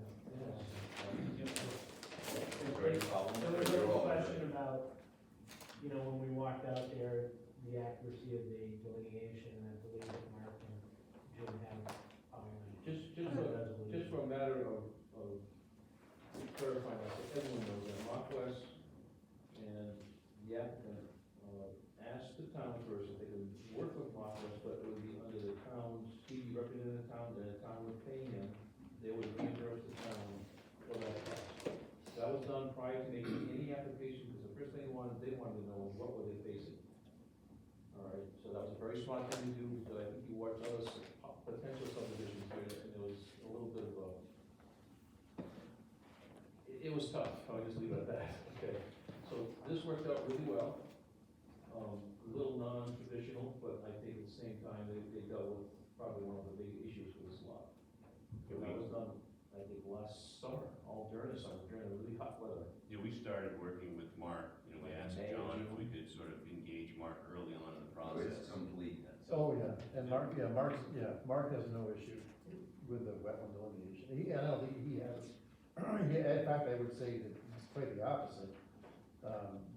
Jim Gove actually had prime wetlands extending further than where Mark called them, so they actually pulled them back. It didn't have any impact on the plans, but. We met with Mark, we wanted to make sure that we understood what all the buffer requirements were in our design, and then we went forward and did our actual design, engineering design, so that product we brought to the Conservation Commission, which they fully endorsed. So this is your presentation, but one of the things I've sort of been waiting to hear back from is what is DES saying with the reestablishing the prime wetlands, but I would say delineating the wetlands or Realigning them. Realigning them or amending them. So what they've asked us to do is just simply submit an application, so our application will include that remapping. So we have, Your application includes it. it includes the You remapping, said will include, but you submitted it. has not been submitted Oh, yet. you still have not Will be submitted? submitted this week. I mean, it's been months. It's been months. It's beyond the You can pale blame at this me for point. this. No, we've been working with Gove Environmental Services to make sure we have, but before we submitted our application, we wanted to preliminarily share it with the Conservation Commission, which we did.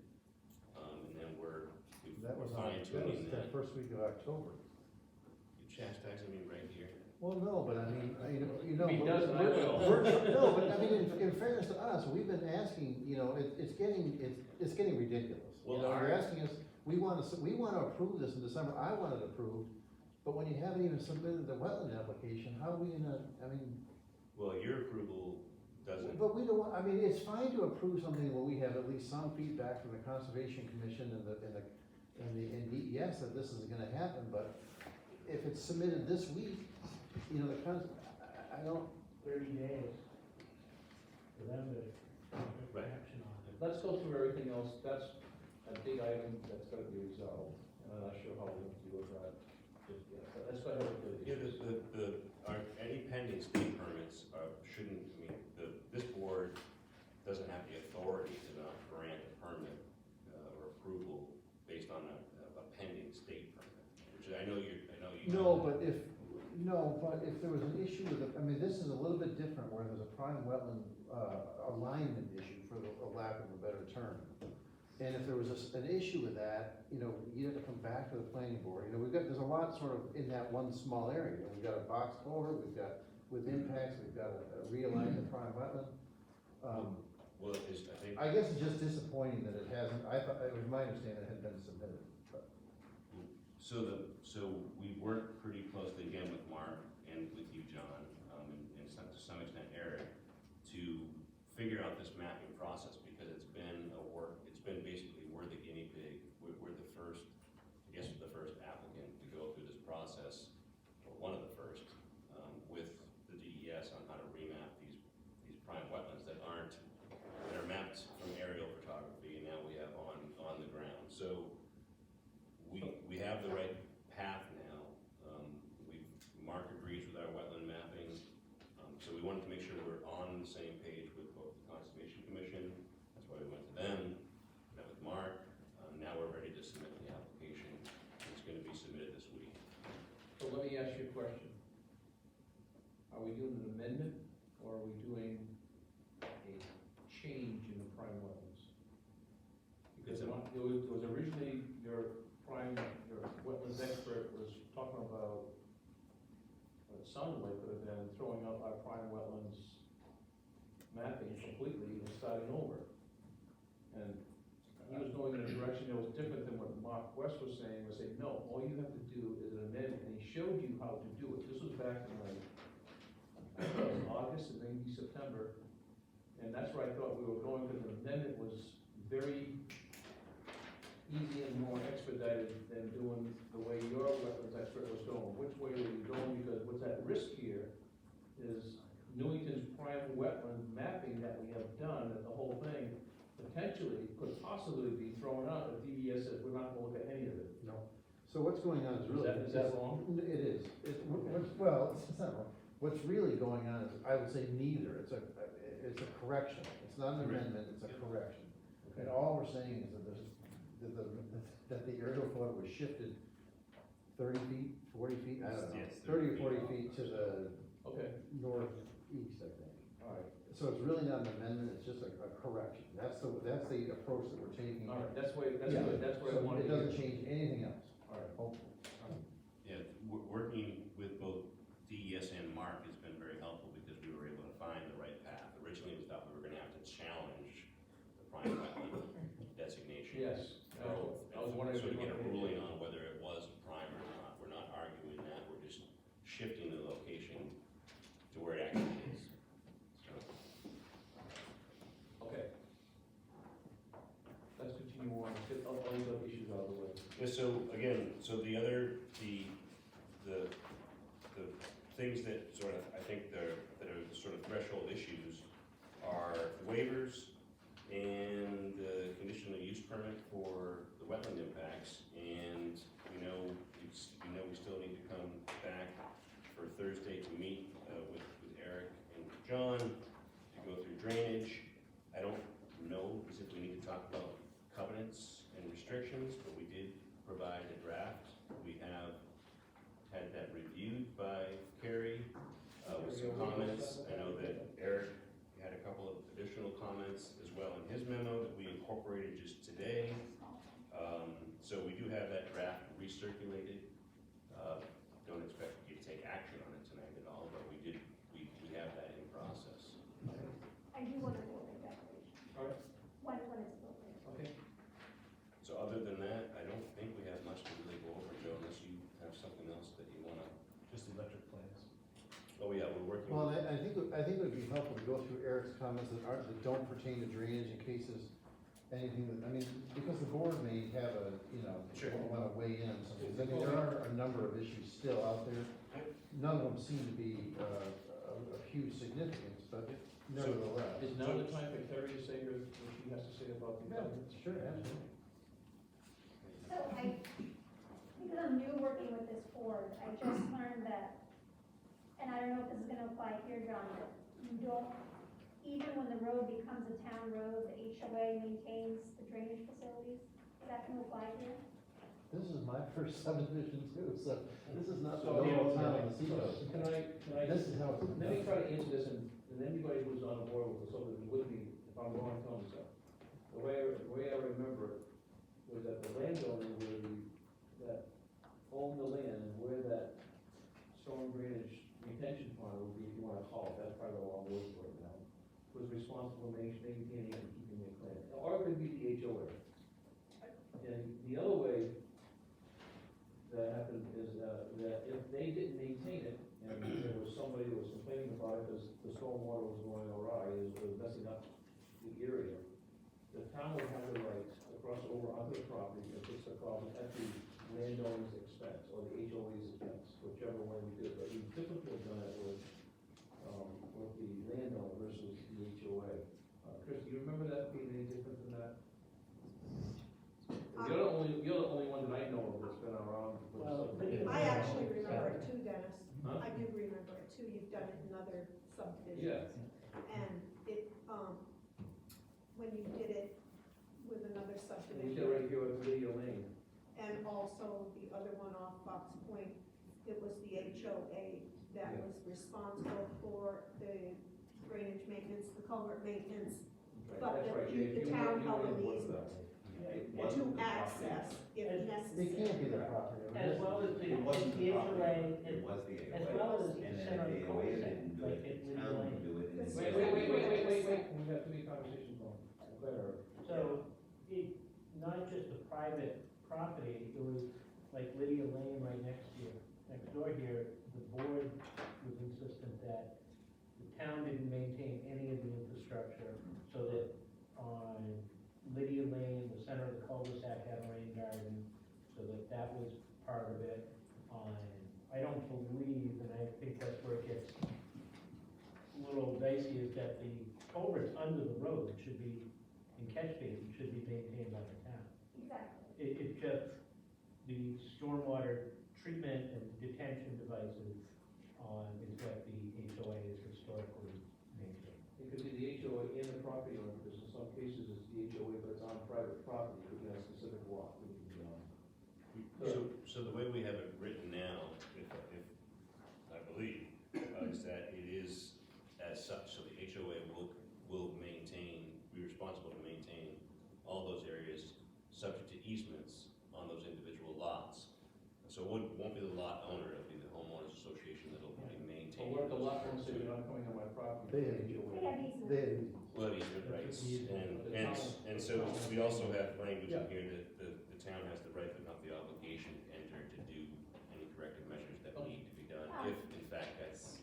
So except that the way it's worded, it says unless and until the road is accepted, the drainage infrastructure will be managed by the HOA. So I just think it needs a tweaking of Tweak it, wording that sure. I'll work with Kevin to make sure that that's clear. That's fair enough. Okay, so that was my comment on that, to make sure that we were all in the same understanding about who's maintaining what, Sure, even when the road becomes a county road. correct, Okay. makes sense.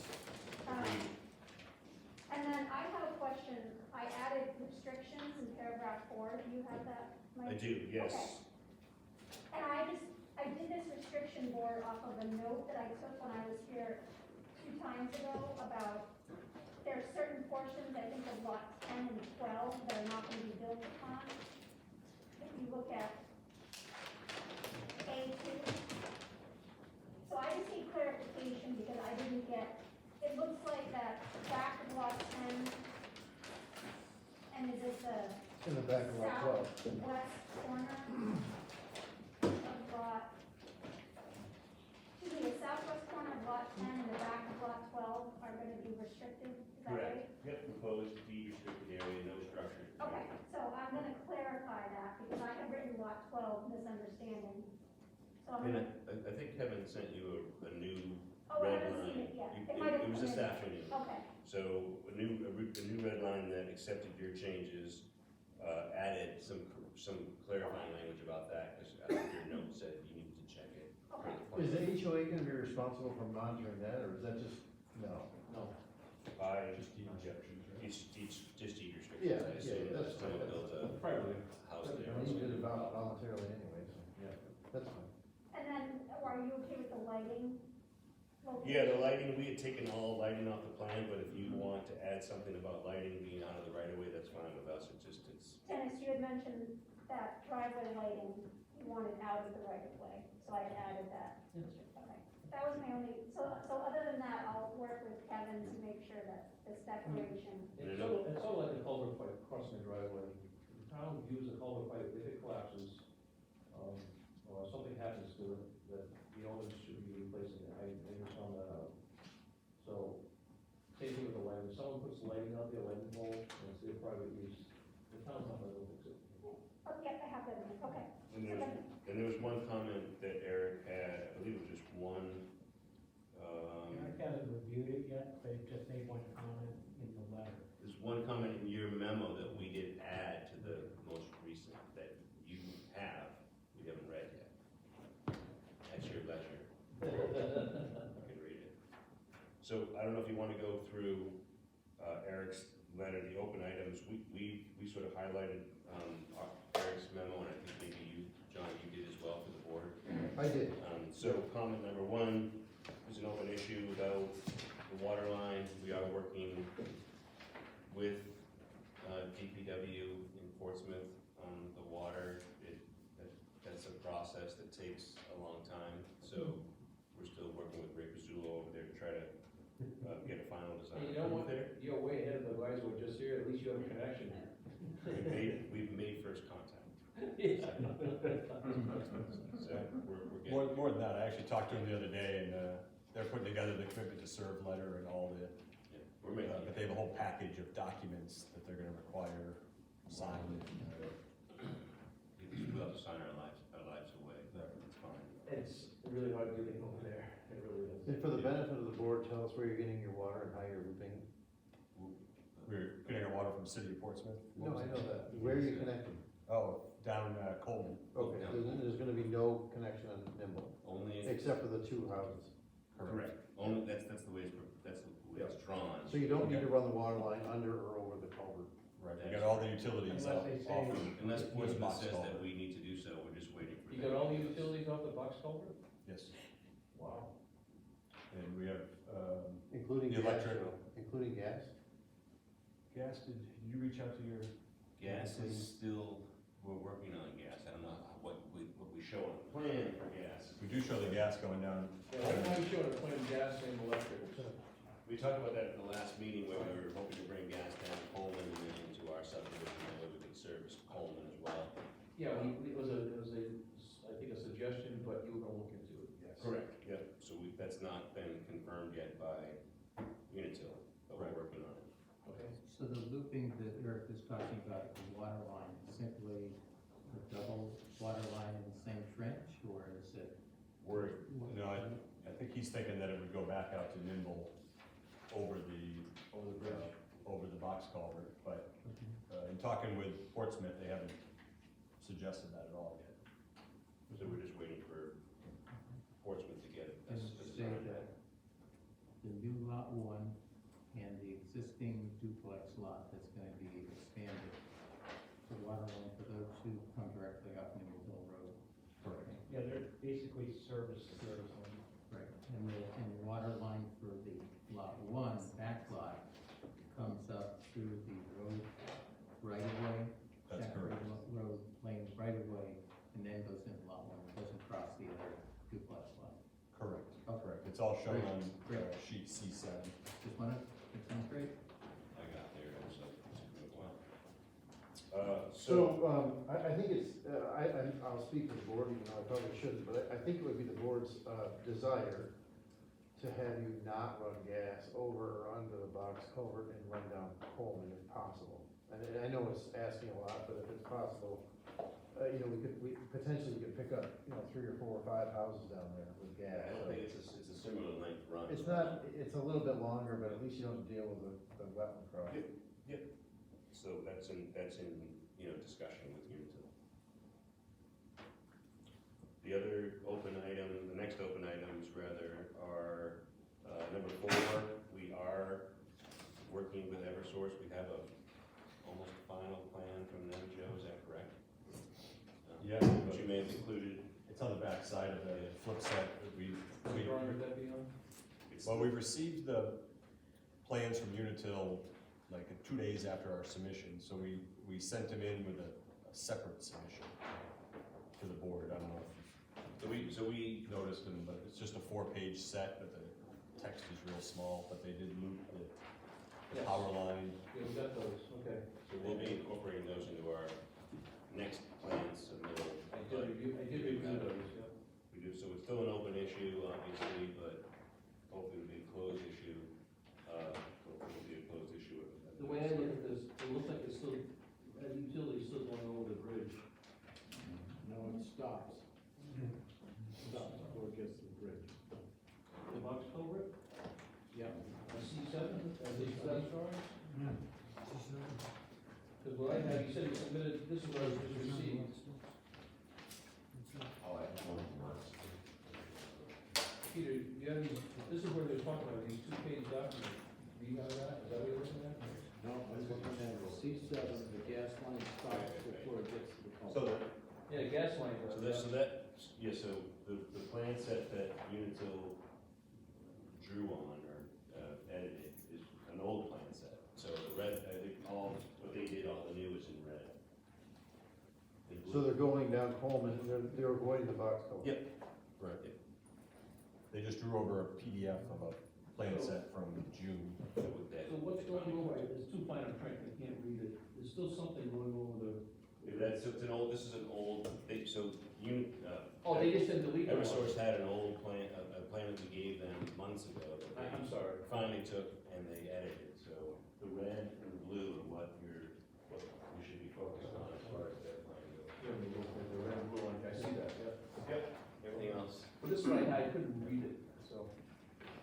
No, it's incredibly small. Did you have anything you wanted to say? Okay, we're just observing. All right, good. Thank you. See ya. so that'll be hopefully finalized on the next plan submittal and signed off by Eversource, and then we can take that item off of. Mike, I'd like to say thank you for looking into that. For the Utilities. Absolutely. Yeah, and I think it was gonna be better off for it. Sure, I agree. So Eric has a couple of comments in here regarding, I think it may be comment number 5 and number 7, and there may be another one about, buffers. So fire retention areas and the buffers. It's an open issue because it's an open issue, because the board hasn't taken action on it yet. As I mentioned earlier, the Conservation Commission's reviewed all of these impact areas, these buffer impacts, and has, unanimously recommended that the CUP be granted. However, it's this board that grants the CUP, so I'm assuming that's why Eric has these listed as open items, because it's something, of course, he mentions it, the board needs to decide. So if you wanna sort of hold off on the CUP. My goal would be, I would really like the board to act on the 3 waivers tonight, and then hold off and do the CUP, the lot line adjustment, and the subdivision all at once. Sure. But, I mean, Eric should weigh in on I agree with you, I think that with the buffer impacts, I mean, they've been reviewed by the Conservation Commission, but I don't know where else they would, I don't know how else you could locate them, but maybe Eric can speak to it. Yeah, I think that the locations, yeah, they are, you know, really because they're downgrading and kind of where they have to be.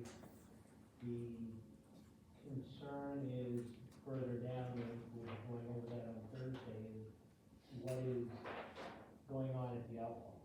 And are we gonna be creating, an erosion condition, down there? Because the soils are challenging, and as we change runoff conditions out there, they're doing the best they can to mitigate it, but we need to make sure that at the outfalls of each one of those final retention basins, that we're not creating an unstable environment.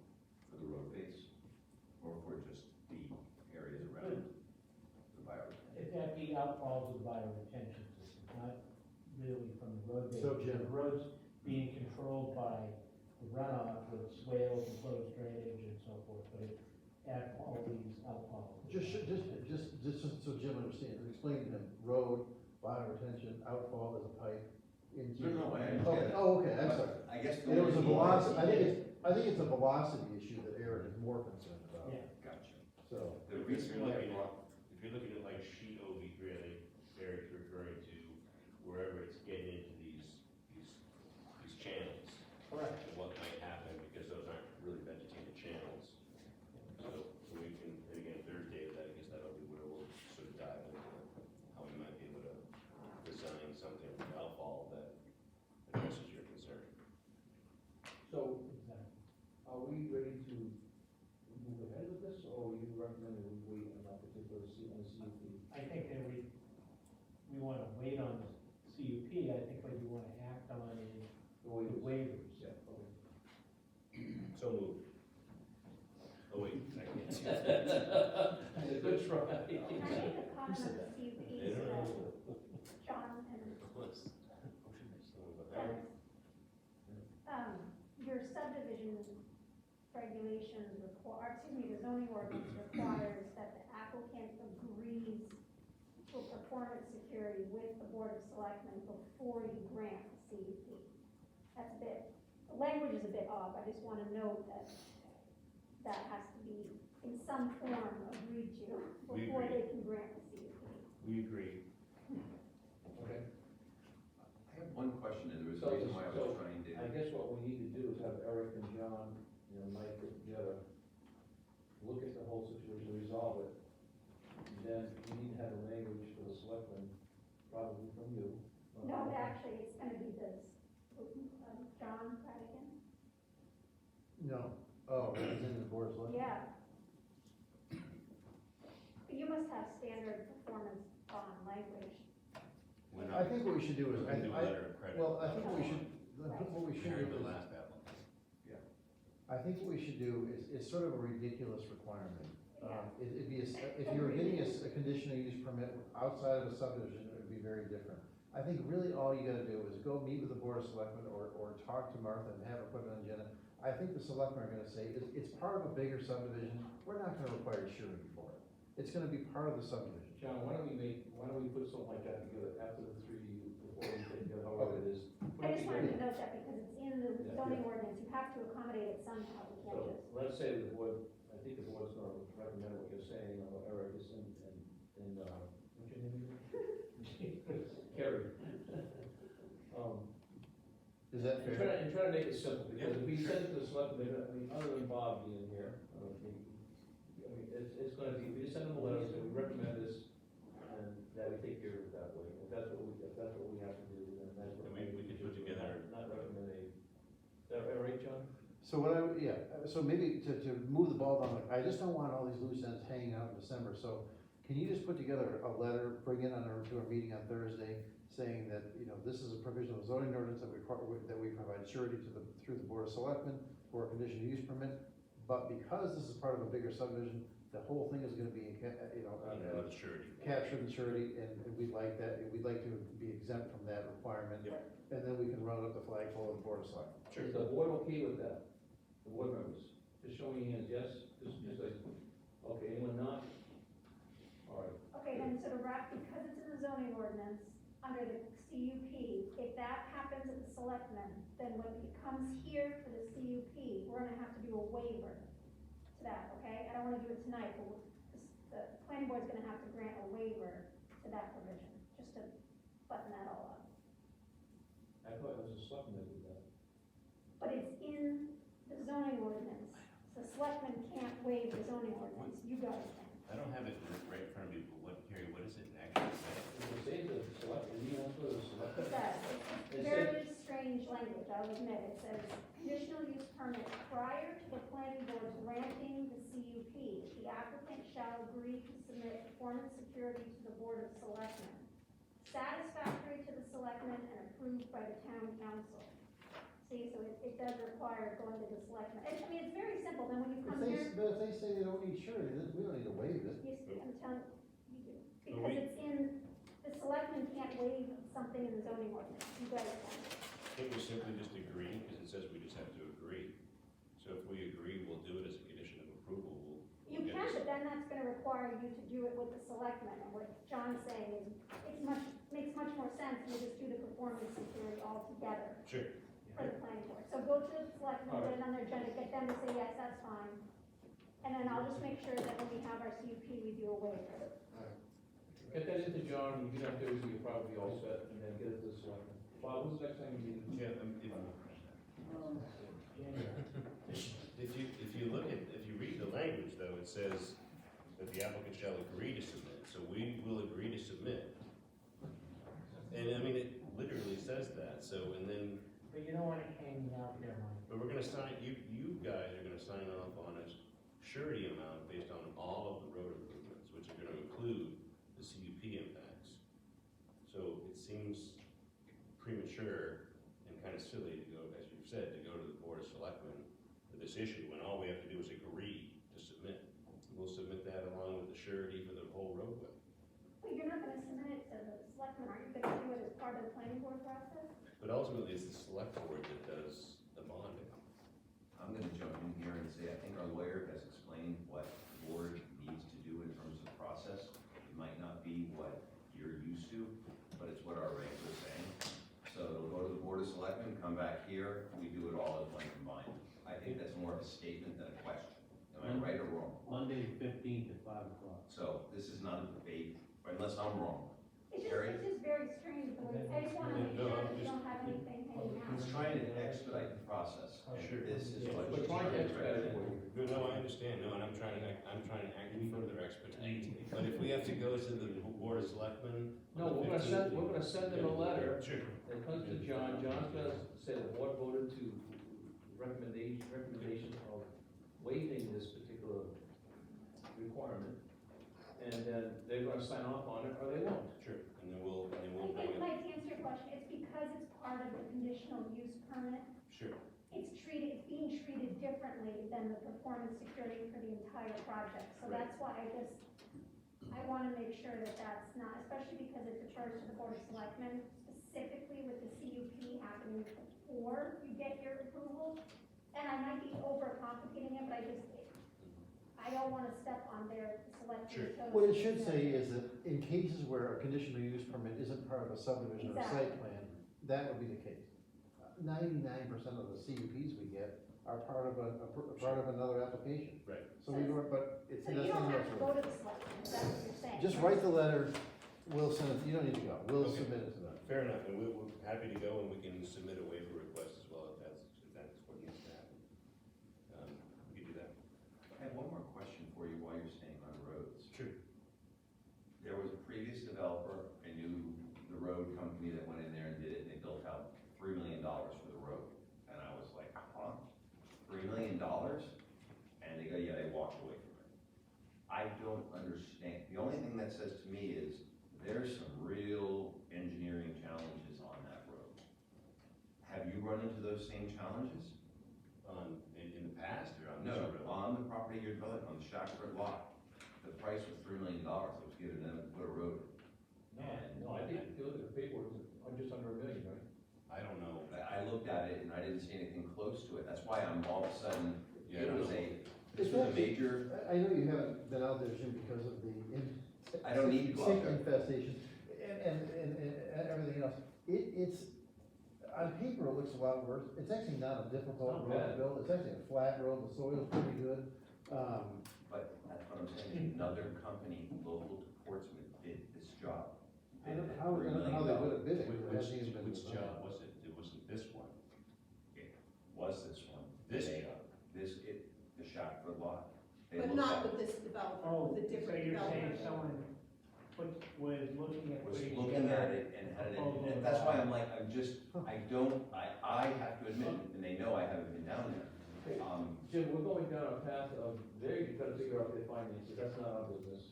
No, my question was, is there something in there? Because I looked at their numbers were low, and I looked at those numbers, the numbers were big. Something I'm missing? I don't know what the I'll see if historic. I can get more detail and I can come back, if it even makes sense. All right, let's It seems continue down this list It here. seems pretty high. Yeah, it did. So you're now you're down to 11, which So is now the we're way. down to waivers, I guess, because 11 and 12 deal with waivers. And I don't know where you wanna go from there, John. Let's go through the, it's Dennis the chairman, not me, but I think we should go through the list and go back to the waivers. Okay. That's what I'm trying to do here. Yeah. And, Ready? I'm looking at the items that Eric has outlined, are you covering those? I am, yeah, so we're on 11 and 12. Okay. I think, we didn't skip over, but 5 and 7, we're talking about as a CUP, sort of CUP related. 11 and 12 are both waiver requests that it appears that both Altus and John are comfortable with, recommending granting. Number 14, we're talking about, we're looking at adding an additional 12 inches of 4-inch minus stone underneath the roadway, select materials. Eric, I don't know if you want to comment on this, but I guess what I suggest is that we sort of wrap this into our discussion on Thursday. You said you may have some concerns.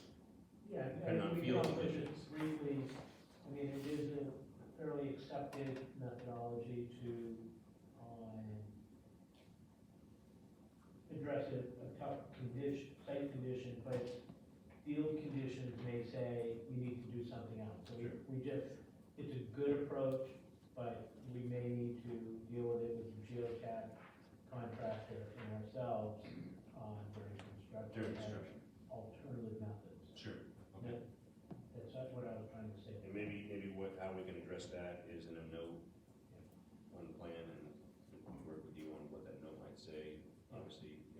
changes may be required to have that geotextile fabric in certain locations. Yeah. Something like that. Number 17, we weren't gonna stamp the plans, the final plans, but we will agree to do it, because you wrote it, Eric. You gotta have a joke in here once in a while. 19, I think HOA docs, we did incorporate, I believe, Eric, and I know you're gonna read them and maybe have some additional comments, but I believe that Kevin's office did incorporate the change that you're referencing here relative to stormwater maintenance and landscaping in the cul-de-sac.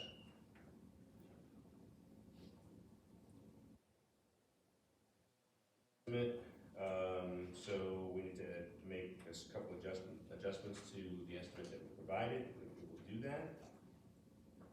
No issues there. Number 22. Joe, you got something for me there? I don't know. Yeah, we added, I think what you're looking for, are you looking for a detail of the crossing with dewatering and everything? We sort of use note form and leave some of it up to the contractor to means and methods, but we can add more detail to the crossing if that's a. Yeah, make it appropriate. Okay. Not a problem. And that's something DES would be looking at? I would think they would. Yes, they will be looking at. I'm sure they probably have some of their own recommendations too. Right. Alright. Number 25 is the next one that's open. Yes, we'll have to, obviously our plans will have to meet the reporting standards at the county. Typically what we do is we bring in them in for a pre-check anyway to make sure that they'll record them. Subdivision note 4 needs to be updated, and I believe that is relative to waivers. So once the waivers are granted, should they be granted, then we'll change the note, say that they're granted. That's what we're hoping for. Right. Plan legends should be provided, this is number 28, on the recording plans. So I guess we need to, we can't obviously have color on any recordable plans, so anything that is proposed to be recorded, which I don't believe we have plans that. We have color on Our You Asians. do, your agents are public, yeah. Which is great for the approval process and helping people understand, but at some point you have to transition to. Because it's 2021, we couldn't possibly. There's no way color can be. Kind of. Vivian, right, more coming. So we'll obviously need to make those plan changes, so then they can't read it at all once we do that. No. That'd be great. That's fine. They are all labeled, so we'll just be switching to the No, black the and color white. helps. On page 4 of 8, comment number 32, match line labels should be provided, we will do that. And the rest, I guess we didn't, there's more. 43 was highlighted, There's a lot in here, Eric. I don't know if I can get through it all. Mike, you missed about number 43, which is open. Well, I haven't even got to that yet, I was on number 32. You're not going fast enough. I'm sorry, I'm trying. Well, it says issue is addressed, why did you go to 32? Well, because it says that match line labels should be provided. So I think there was still one item that Eric wanted, That was the new comment. it was a new comment, on number 32. So Okay, so you'll do that. we'll take care of that. 43. Okay, number 39 is potentially one as well. It says issue partially addressed. So we will add that information as well on lots 10 and 11 driveway. And Joe, jump in if I missed something of detail. Number 43, that's a joke. Joe, what do you have for me on that one? Number 43, we have an under drain upsize to a non-standard pipe size. 3.3 is typical, that's a standard. I don't know if that's a. Maybe a typo. Right. Three point three is. I think that's in the, outlet control box. The outlet, there's a manhole, that's not the pipe size, maybe, We'll look at that Thursday. Yeah. I think. right. 'Cause obviously that's not a pipe size, so. Be an interesting pipe size. Okay, to move things along, cause you're going too slow. 45, we just talked about, right? That'll be dealt with on Thursday. The driveways. Yep. 47 is an open issue. Transformers and junction boxes, you're gonna get that from Eversource. Yep. 48, utility provider, letters, do you have those yet? You're gonna get it from Eversource. We're getting it from Eversource. Do you have for that. Portsmouth Water yet? No, we talked about that So earlier. those Still are waiting all, for those that. are all pending. And we'll have one from Unitil as well. Okay. Yep. 57, It's a waiver. It's a waiver, yep, waiver. landscaping plan, we will check for conflicts, on drainage and utilities. That's 59, you mean, right? Just under landscaping plan, just above 59. Oh, right, yeah. There was a new comment, I believe. Okay, 59, you're gonna deal with that, Yes. okay? 74, big drainage issue there, you were gonna deal with Thursday. 63, Eric, anything here? Pavement section? We didn't really know what that meant, Eric, or at least I didn't. What's RPA pavement? It should be low wrap, Oh, recycled asphalt? yeah. All right. Low wrap. I googled RPA and we came up with some really cool things, but it wasn't anything to do with it. So, okay, wrap, got it. Low wrap. Yeah. Yep. 66?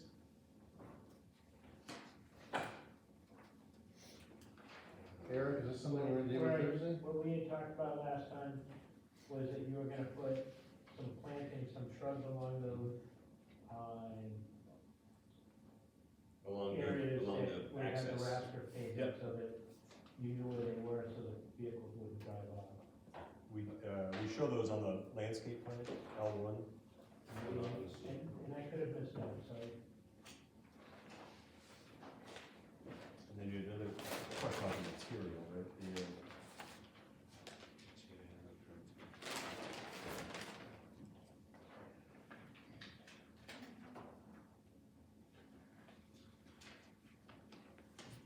And then the rest, 67 through 74 on sheet 7 and 8, Oh, drainage. page 7 and 8 are all drainage that we understand we need to sit down and chat about. Okay. Sorry, I went too slow, John. I was not getting. No, I know. I So couldn't get the hint across. Do you wanna read your waiver, you have 3 waiver requests, can you go through those, read them to the board? I just always had a quandary with this particular development. I noticed lots are coming out in different sizes and everything. It's these lots of these bioretention areas that I see on there. They're all along the road because they get water off the road on there. The real question as to why are these so big? Can't you make them smaller? Why can't you put them more on a property line so you aren't impacting the limited frontage an operator has? So I'm trying to get away from applicants coming in, buying a lot, and trying to figure out how they're gonna put the lot and trying to do things. And so I'd like to take a look, we've got the time to look at each bioretention and provide a little bit of explanation as to why it's there, why it's the size it is, and why it can't be adjusted more to a lot line. Because we have not only the bioretention areas, you got the access ways that come down through a lot, and each of these are reducing the size of the lot. And whoever buys it is gonna come in with a lot of money and wanna do some strange things, and it's gonna be harder to ask for waivers over again. So I think and it's just understanding how the water's flowing in here and how you're handling that.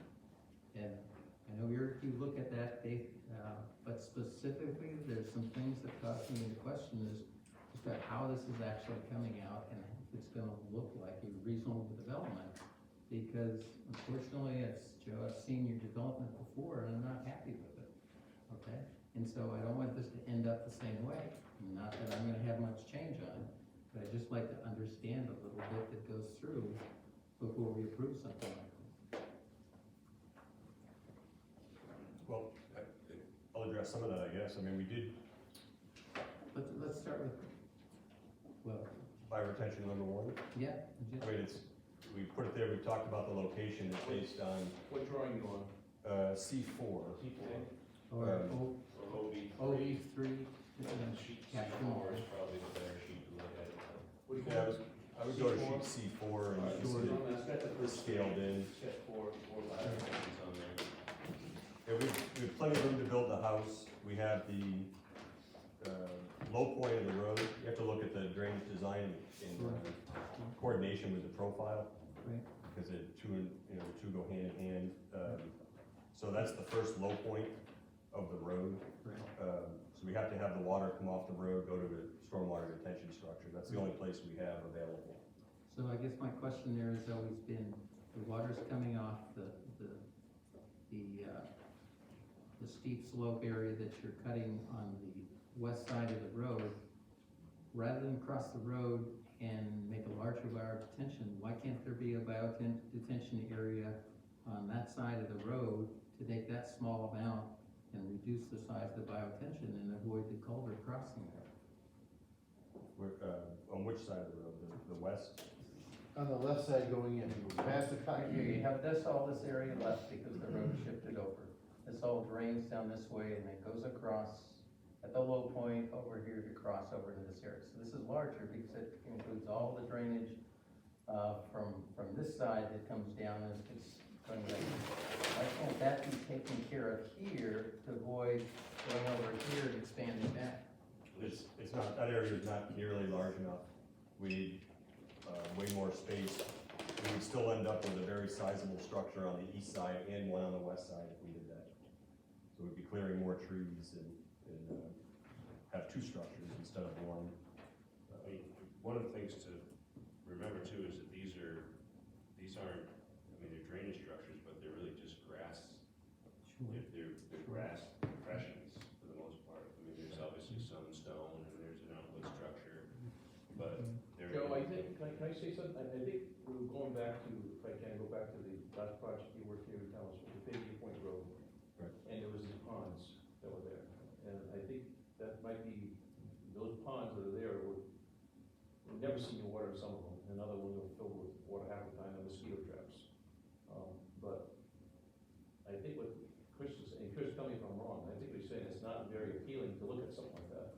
So why don't you try to explain what you're doing, because to me, what you're doing is you're taking a larger area, depressing it slightly, planting grass, and there's a slight depression, was it like a foot or something?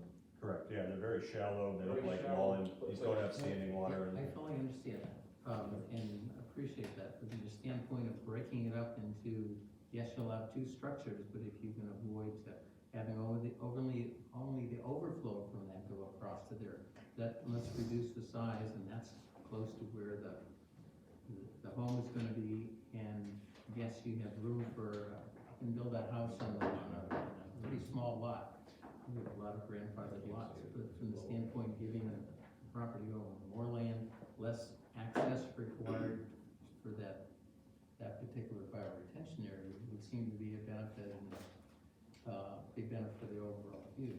Can I ask you a question? I mean, Sure. do you think it might be a better thing I know where you're going with it, and I think I like what you're going with it, to just throw it to them, let them see what they can do from an engineering, and it's gonna extend the process, and I know what you're doing is helping, but in other words, the problem is, he's already defined it, it's gonna be looks, fields, setbacks, shared between. Can you guys work with that and come back with some suggestions? So let me ask this, Eric, I brought this up to you months ago, okay? You like this design, and you have not entertained any of my thoughts, okay? That's your prerogative, you're a drainage engineer on it. I would just like to see a little more approach that looks at the dispersing things in a smaller type of way, number of different things out there. And I'd like to see part of my concern of these large basins is that you have more larger volumes going into the point discharge. So I'm in that same camp. We can't tell them, no, you can't design it this way. You have to, what I'm looking for is them to prove to us that it can be designed safely in that manner. I think on more than one occasion, both John and I have made comment about, I believe it's bioretention 1, being that large mass out behind the existing homes, and suggesting that it gets reconfigured in a different manner. I don't disagree with it. For the most part, they're, I mean, the good news is they're not, they're this deep, and if they grade them out real shallow and make it lawn, it's not gonna be that noticeable, except after a rainfall event for the next 24 to 48 hours. But it's still, and you have your sediment forebay, which, is kind of more on site into the stone and so forth. We actually have those with fabric. We got rid of the stone, so that they're all, Fabric and lawn. yeah, they're all, so that, the other part of it is we broke up the drainage. If we had fewer, or if we had more, fewer rain gardens by retention, we'd have larger detention ponds, and we'd have wet ponds. The DES only gives us a handful of types of ponds that we can design to meet their AOT regulations.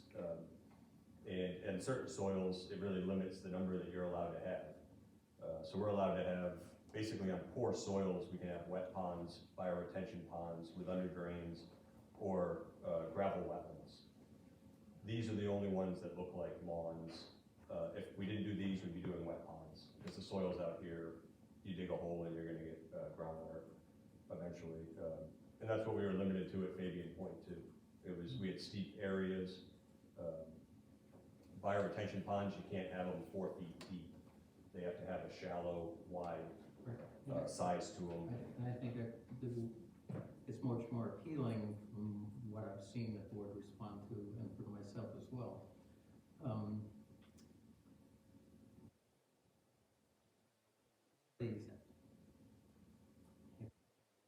Point, is there any possible way that these are closer to the property line, so it doesn't encumber property and setbacks on the owners in those areas? And some may be driven by elevation changes as well. I think they all are on. They're either all on property lines, or they're all parallel to the road to allow the driveway to go by them, and then the house to be beyond them. Right. Or out of the wetland buffer, like bioretention number 3. I don't necessarily like that location. That pond, if it moved over 25 feet, it would give that building envelope more space, but it would be, that 25 feet is entirely in wetland buffer. Right. So it's 25 feet off the property line, but it's also 25 feet away from the wetland.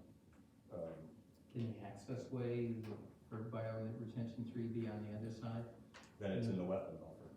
I'd love it to be in the wetland buffer, but I don't think the Conservation Commission wants it on that side, nor this board.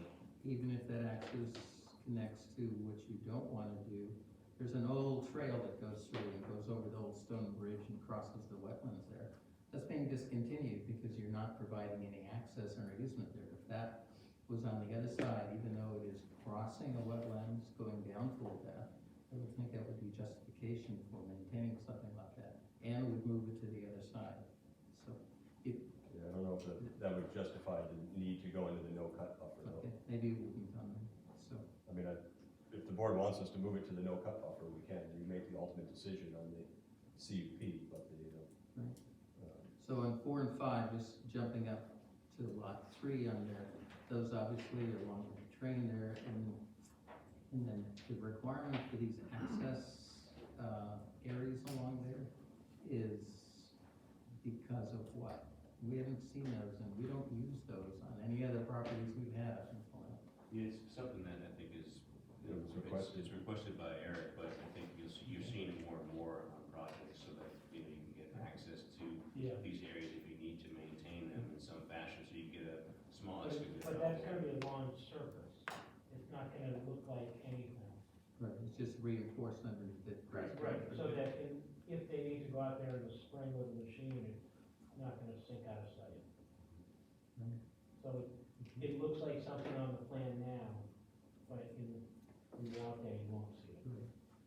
You know, I look at this, we have a homeowner association responsible for this, but it's a matter to me of if and when the homeowner association goes away, because the lot owners have to pay for this long-term. Eventually, they're gonna say, after all's developed, you're all done, built there 20, 30 years ago, the homeowners are gonna say, the heck with this, we're given those rights of access to the town, and we're out of here, and we're not contributing together on there. We're just gonna be a normal road like every other one in Newington, and we don't wanna have a homeowners association around and put up with the.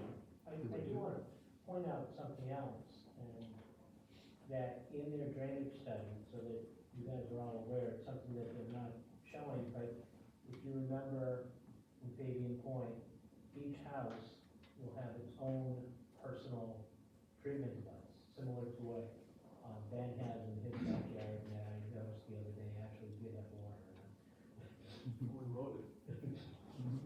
So in each backyard, that's part of their computations, because those large bio-retention systems that you have is only taking care of really the roadway.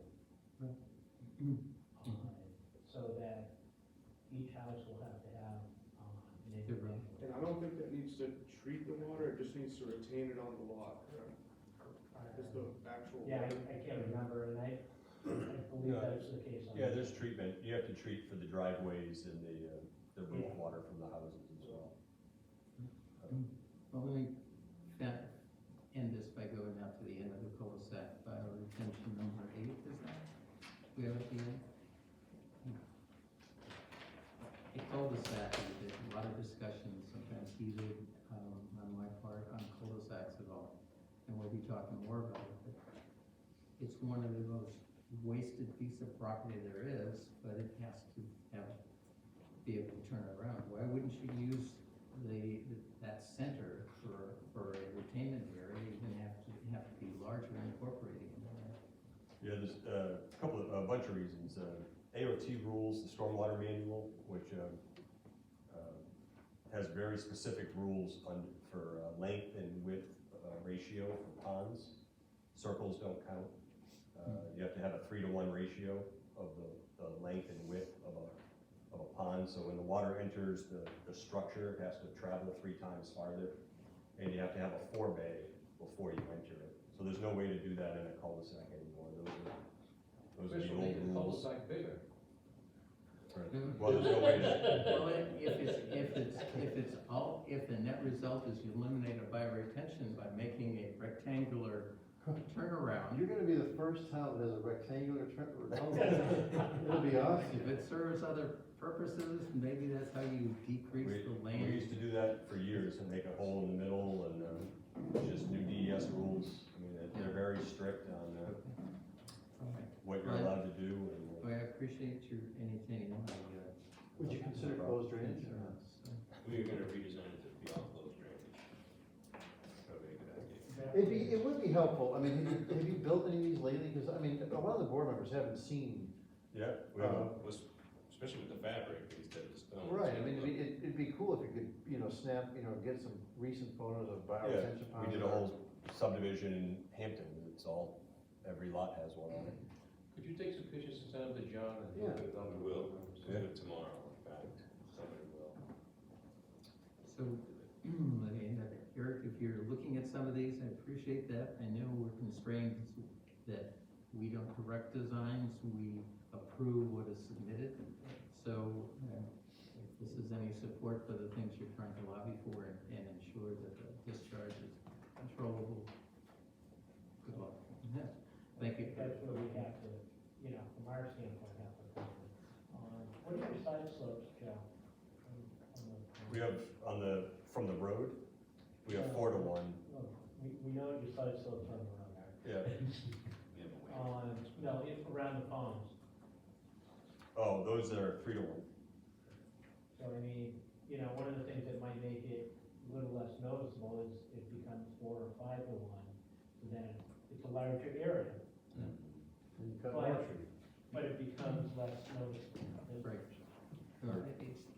It's not so much noticeable, it's the impact that the homeowner has that now, because I know we're gonna get homeowners that will come in and they'll wanna do what they wanna do on the lot, and drainage is not their concern. Not for the roadway anyway. Anyway, thank you. Okay. Jim, you have something? I just got confirmation. The road, the estimate on the road was $3 million. This is this road here? No, no, it was a different developer, was it? No, it was Young. It was the same thing. I just got it confirmed from the person who did the bid. That's why. That's the property owner, not this developer. No, I Another understand. developer. It's another developer, that's why I That's was what I'm just, saying. it's 3 times you're saying the road is 1 million versus 3.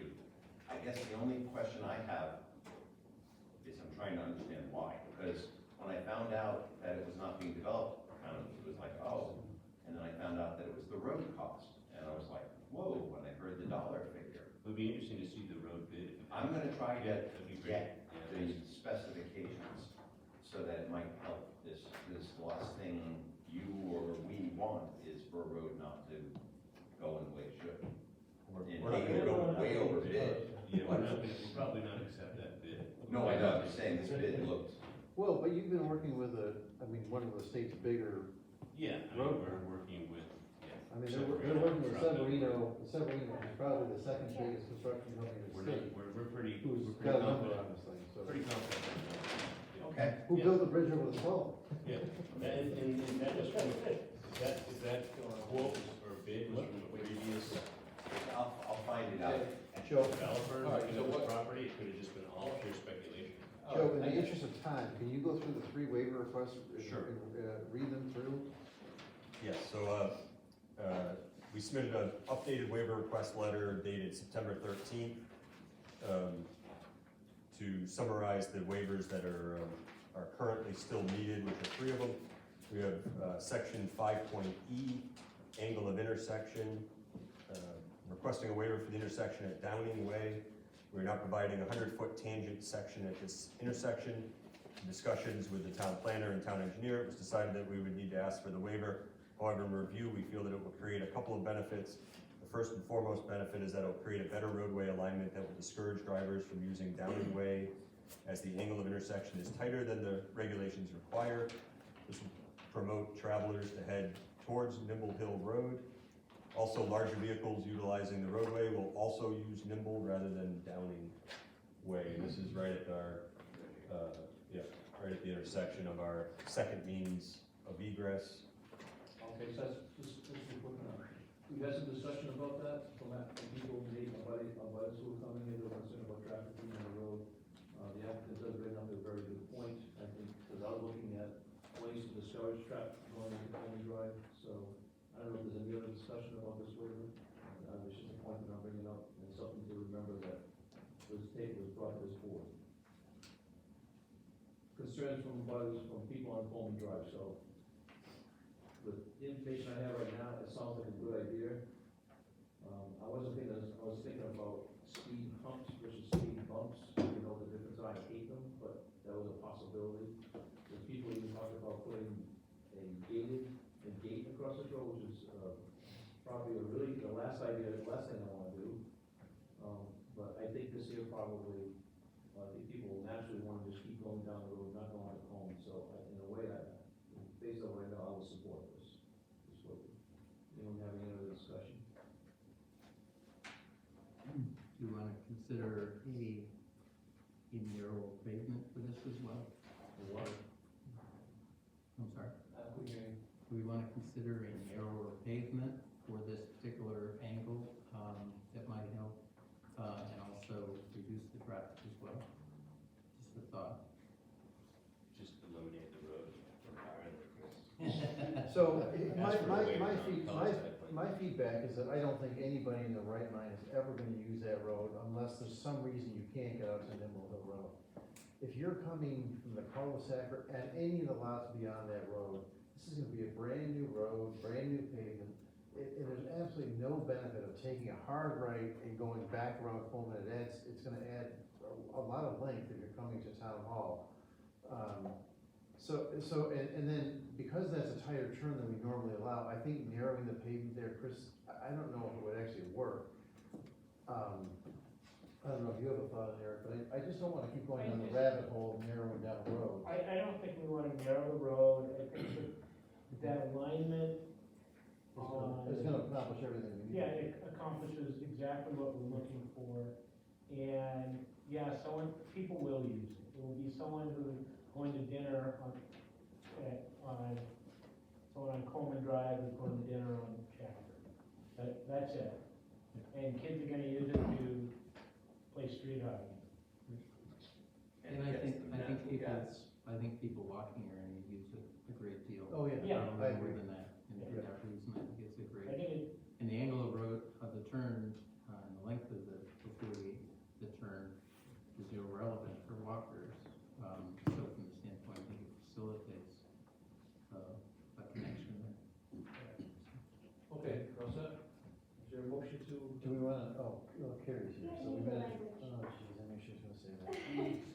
So, can I just, you wanna do them all three, or do we wanna do them Do individually? the first one, do the first one, then we're going next. So, section 11 waivers, the planning board may only grant a waiver if the planning board finds that by majority vote that one, strict conformity would pose an unnecessary hardship to the applicant, and the waiver would not be contrary to the spirit and intent of the regulations, or two, specific circumstances relative to the subdivision or conditions of the land in such subdivision indicate that the waiver will properly carry out the spirit and intent of the regulations.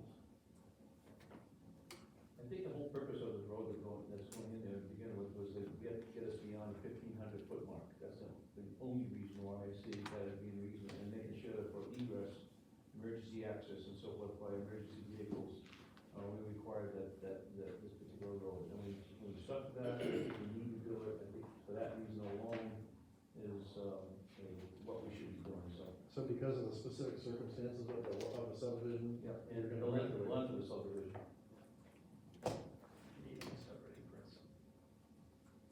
Make sense? Okay.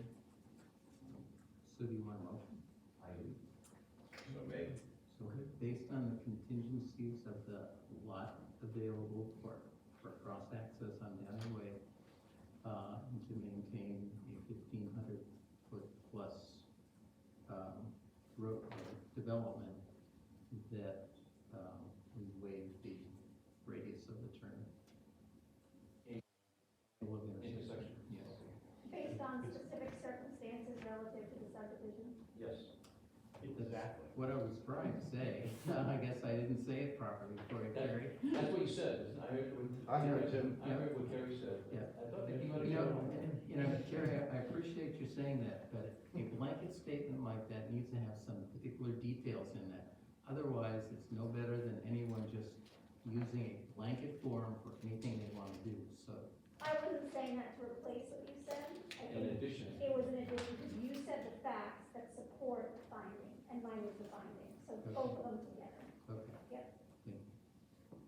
All right, is there a second? Second. Okay, any discussion? All in favor, say aye. Aye. Anyone opposed? Any abstentions? All right, passes. Next one. Joe. Go. So section 5.N, side slopes. The town requires 4-to-1 side slopes along the roadways. We have many different styles of construction on this project. We are attempting to minimize the tree cutting through the woods.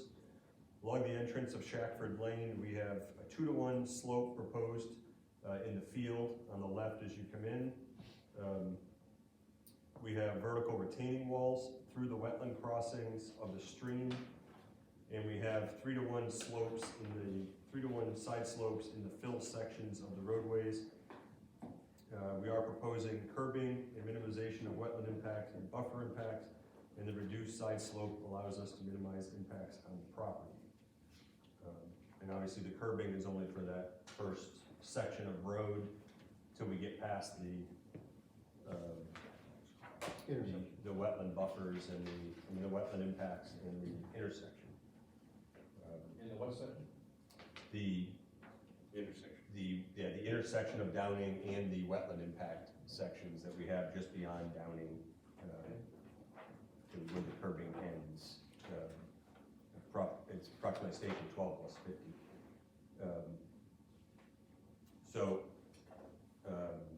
There's a couple locations where the 4-to-1 slope waiver is needed, but we've modified most of the rest of the road after the curbing to comply with your 4-to-1 all throughout that.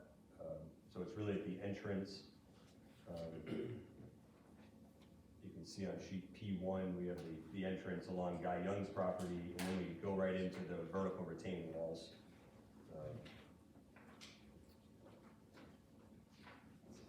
Hope that's enough description.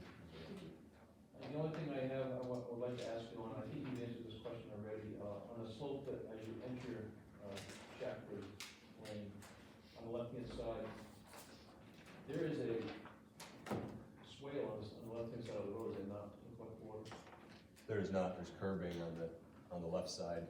Okay, so is it gonna come over the curbing and onto the road? Yes. And then we have catch basins and the gutter line. At station 300, Not a significant watershed, Joe, right? no, because if you look at the way the grading is, the watershed basically runs, almost like makes Shackford and Nimble almost a triangle. And some of that little section heads towards Nimble, but a lot of that lawn actually flows to the rear towards the brook. And we actually have that side slope on Shackford. We actually have 4-to-1 near the roadway, and then we steepen it as we get further from the road. So that you still have that gentle slope from the roadway, and then it goes up faster. That hit trees right away, but that's open right away, right? It's all fielded. Yeah, it's all, the only trees in that one section are that kind of a row of, So your goal of 3-to-1 Austrian not pines. cutting trees is perfect there with 4-to-1, but you're not cutting anything. right, for most of it, we're not cutting anything. And then through the wetland section, we have the vertical retaining walls to try to limit the wetland fill.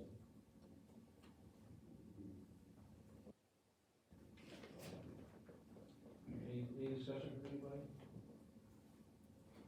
The way I'm looking at this, since no one's speaking, is that it's gonna be less impactful to probably the trees that are out there. There are some beautiful, I think beautiful trees out there. I think a lot of them will be taken down, but if we can protect some, I think it's a good thing. I think they've done a good job of what they can by putting in. And they've worked with us trying to get the 4-to-1 slopes, and they put the curbing, granite curbing all the way out to that intersection. I think it's gonna look pretty good, and I think the less impactful they can be on the tree would be a good thing. So that's just my 2 cents, maybe other reasons, if someone would like to say something. Okay, so we have to go through the same scenario again? So in granting the waiver, the planning board may only grant a waiver if the board finds by a majority vote that 1, strict conformity would pose an unnecessary hardship to the applicant, and the waiver would not be contrary to the spirit and intent of the regulations, or 2, the specific circumstances relative to the subdivision or conditions of the land in such a subdivision indicate that the waiver will properly carry out the spirit and intent of the regulations. I think what I said carries out up to number 2, that's what I'm seeing. Or, we're all tied up. Yeah, I get it. So, if we get a motion or a small discussion here, we can go on. So I need to hear somebody. I'll make a motion on this one. Okay. I think that the motion is to allow the waiver. I think the waiver is going to allow for best use and looks of the whole property. Is that the motion? The motion is to accept. Under the specific circumstances of the subdivision or strict conformity? Of the subdivision. Specific circumstances, okay. It's for the looks and overall, but All right. Who's gonna second it? Thank you, Ben. Is there any discussion? All in favor, say aye. Aye. Any opposed? Any abstentions? Okay, thank you. Joe, last one, form factor. Do it, yes, form factor, we've discussed this at length. We've, section 5.E second section, or second section 5. Oh, there's 2 sections of 5. It's 5E, section 5, yeah. So yeah, you have section 5, and then you have another section 5 in the subdivision regulations. The second section 5 has form factor. We have 2 lots that have a form factor greater than 25, and the reason for this is that these lots 7 and 10, have odd-shaped portions of the property because they have frontage on the tidal marsh and Piscataqua River. Our land ownership stops at the highest observable tide line, and the odd-shaped tidal frontage is what provides us with the higher form factor calculation. I have the form factor table on sheet A3. And lot 7 has a form factor of 29.1. Lot 10 has a form factor of 35.2. And lot 10 may be one of the more odd-shaped lots because of the finger. You don't wanna address that, you want me to? It's the shape of the land, it's peculiar to the land, and is that the Specific conditions. specific condition, that'd be number 1? B. D. No, I'm talking about the reason for Yeah, conditions. it's B, it's, section 11, the planning board may only grant a waiver if the board finds by a majority vote that, number 2, specific circumstances relative to the subdivision or conditions of the land in such subdivision indicate the waiver will properly carry out the spirit and intent of the regulations because they can't change the front. Anyone have a problem with that? What that means? Okay, I need a motion. Hey, I hope you're making a motion over there. I need a motion. Russ wants to make the motion based on the special contingency of the land that we approve the, lack of significant form factor on lots 10 and 7. Thank you, Russ. I put down. Who's gonna second it? I love that. Russ never said anything, I put down. Jim, you gonna second it? All right. Okay, any discussion? And I'm going to add, as previously discussed, to specific circumstances. Yeah, you said that. Thank you. Any discussion? No discussion, all in favor say aye. Anyone opposed? Any abstention? All right, there we go. That's all 3 of those. All we gotta do is a CUP next time you come here. So you can do it now if you want. So what our goal next time is gonna be to deal with the CUP, the lot line adjustment, and hopefully the subdivision, so. But the final thing we need to talk about is, as I mentioned to you on the phone several times, the board is not happy, or the board will not accept Shattuck Way because it's too close to, Shackford is too close to Shattuck. So we came up with 2 road names, I don't think you like either of those, so. How do we know? I haven't heard from him. He told me they don't like either one. What's the matter? Zachary Lane or, Well, we did consider it tricky, but it brought up too many Nixon thoughts for us, so we didn't really wanna. so we do need a name, so maybe what we could do is propose a list of, or a couple names the board can select from the list. Yeah, we'll get a list compiled, and so Downing is fine. Downing is fine, I believe. I don't think anyone has a problem with that. We're trying to find some, I know Zachary is a historic reference as well of a previous owner, so we'll dig in a little bit to the. Why don't you like because of the previous president? We just don't like Come on, it. people aren't even alive that were when he was around. I am too. Could you call it Millhouse Lane? He is. I think it should be Ozzy Way. Okay, so if you, maybe, Ozzy Way or no. if you could, as soon as possible, We'll get a list together this send me a week. list, I'll distribute it to the board so they can give it some thought, the next meeting, they can hopefully make it, decide on recommend a road. Rick, did you say there was another, you were telling me, or someone was telling me that there was another cove up there, not Tricky, there was something else. Yes, I remember that discussion, it was historic, that little inlet or cove had a different name. If this has a name, we're not aware of it, we did look for that, but maybe we can do some. Make one up. I thought somebody, I thought it was you, Rick. Just make up something. What is it, Zachary's? Wasn't I don't that? know. Zachary was one of the previous owners, I can't remember if that was So the it was first. Zachary's Cove or If you look around town, we have about the water, it's the body of water, and the name body of water is what they typically use for the subdivision. That's the reason why we're looking at that. Right, right. David, Bay Lane. David Hislop did a survey, I like that. at the tricentennial, for the tricentennial committee, and came up with the map that identified every known cove and point in the town of Newington. That's been forwarded to the selectmen. I think you've seen a copy of it. That cove does not have a name on it. So, and that's based on his research of the disease, and past maps. So, if you want to name it, name it. No name code. Joe's Cove. Just go for the flag and name a code. That's right. I'm not sure how to do that. Just put it on the plan. Yeah. We'll have map in my office. Oh, then yes. No name code. We'll have a list of things. Maybe it's Rocky for the next meeting. All right, enough talk. You got a mission, go get it resolved. So, before we need to continue this meeting. I know, I wasn't Oh, done. I'm sorry, well, I want to talk about schedule now, because I've got a real problem. Well, don't make it our problem. No, my problem is I will not be here for the 22nd or the 29th. Of what month? Next I'm two. leaving on November 22nd, I'll be back on the 29th of May. May.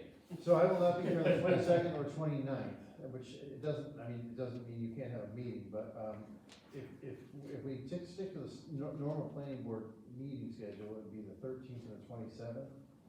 What I was gonna suggest is if we wanna have meeting, on the 6th and the 20th, that wouldn't affect the Christmas holiday as much maybe as the 27th, but, I'll be back in town on the 30th of November, so I just don't know what the board wants to do. So, Then I can leave it down. You're suggesting potentially the 20th, Yeah. John? Yeah, I'm sorry. You're suggesting potentially the 20th. I Well- think that might be, you know, I think it's giving you guys the appropriate time frame, you know, to get it in 2 weeks prior plus, and make whatever revision you need to following our meeting, that the 20th might be the appropriate time. I don't know. 20th is a special meeting though, right? That's not a Well, normal we meeting. get, the planning board, this board needs to talk about the schedule, and it's unfortunately, I just can't be back on the 29th, so. I can meet on the 30th, but that's a Tuesday, it's an unusual night for the board, so. Are you talking December 20th? I'm talking November, I'm gonna be out of town November 22nd and 29th. No, but that doesn't Where give did us a lot of December? time to make revisions and get it. I know, but we also have other zoning stuff going on, so, I'm just looking out in the future saying, I'm just caring about that. the second meeting of November, I don't know what you wanna do about. That's the day after Christmas. No, excuse me, the 27th, no, 27th. Our normal meeting schedule in December would be the 2 days after. 13th and the 27th. I don't know if the 27th is problematic for some people, but, The 27th? doesn't bother me either, but The 13th, when you gonna be ready? We're ready to come back whenever you want us. Yeah, we'll either do the 13th or the 20th. If you do a special meeting on the 20th, we'd take that one, but if not, I don't know if you're gonna have your meeting. I doubt you're gonna have your meeting on the 27th, right? Yeah, the 13th. this board is pretty good, they don't miss too many, The 13th would be preferred. We can make that happen. We're gonna have a great meeting on Thursday. We'll be ready to come back.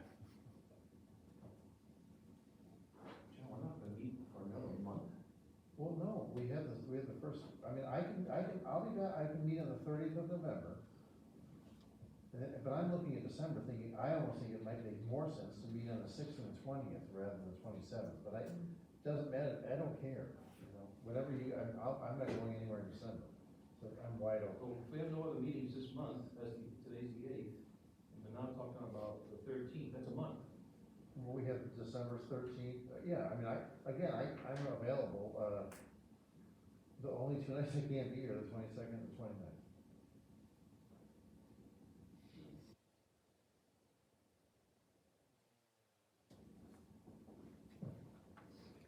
Chris, you're going most of the month in December, right? I'm here for the December 6th. You'll be here? I'll be here. Thomasville. You'll be here on the sixth. Yes. You gonna be able to get away, or you gonna be packing? No, I don't leave till later that week. That? I don't leave till later that week. Oh, I thought you were leaving on the seventh. No. The sixth would, I mean, if you're just talking about a meeting schedule, that's fine, but I don't think the sixth would work for us to be back in town. Well, is the sixth is the first Monday of the month, the selectmen's meeting? That knocks you off, Bob? Maximum. Oh, it doesn't? It'll be quick. What It about, does be quick. what about the twentieth? Would that be quick too, or do you can't look out that far? I don't see anything big coming up. 20 should be good. I mean, I just wondered if the board would, if the sixth and the twentieth might be better than the thirteenth and the 27th. How about we go with the sixth, is that all right to start with? And, either we do the 13th or the 20th, or both, if we have to, depending on how many things that John comes up with that we have to work on as far as, I know, ordinances and so forth. right, yeah, and then, so do we wanna continue them to the 20th, and then we could always have another meeting on the 13th then? Is that what you're thinking? No, I'm thinking we're gonna continue them to the sixth. That's too soon, you said. Yeah, the 13th would work, but I think the sixth is gonna be cutting it close to get All right. Eric plans back to review. So we can leave the 6th open for another meeting, right? Continue them to the 13th. No, continue to the 13th then. and then we can have Of meetings on the December. 13th. You everyone all right with that? Right now, we'll continue these to the 13th. I may not be here, but All right, so we have two alternates, and I think everyone else should be here. So that will still be fine. And we can leave the 6th open for other stuff. Yeah. And the 20th. And the 20th. Or the 27th. John, did you figure out, what's the last day we can vote and have public hearings? It's gonna be like the first week of February, right? Yeah, we have. Well, I just want, you'd be surprised how fast that time goes. All right, so we're gonna continue to date certain of the 13th. Is everyone okay with that? Time and place. So someone should make a motion to continue this public hearing to It'll be 6 o'clock. December 13th, at 6 o'clock. So 6 o'clock. Oh, Peter did. I did, yeah. Hey. All right, second? Okay, thank you, all in favor? Aye. Opposed? All right, see you on the 13th. So your marching orders are road names, the letter to the board of selectmen, So John, and then pictures of bioretention ponds, and then we'll meet up those one. John, do we need an extension or are we supposed to? We're good to the end of the year, I believe. Yep. Okay, we're gonna go to a quick break and then recess. We'll recess the meeting, we're gonna be talking about the non-public meeting, non-meeting, non-meeting, non-meeting, In light of that, should I shut the recording? Well, now, again,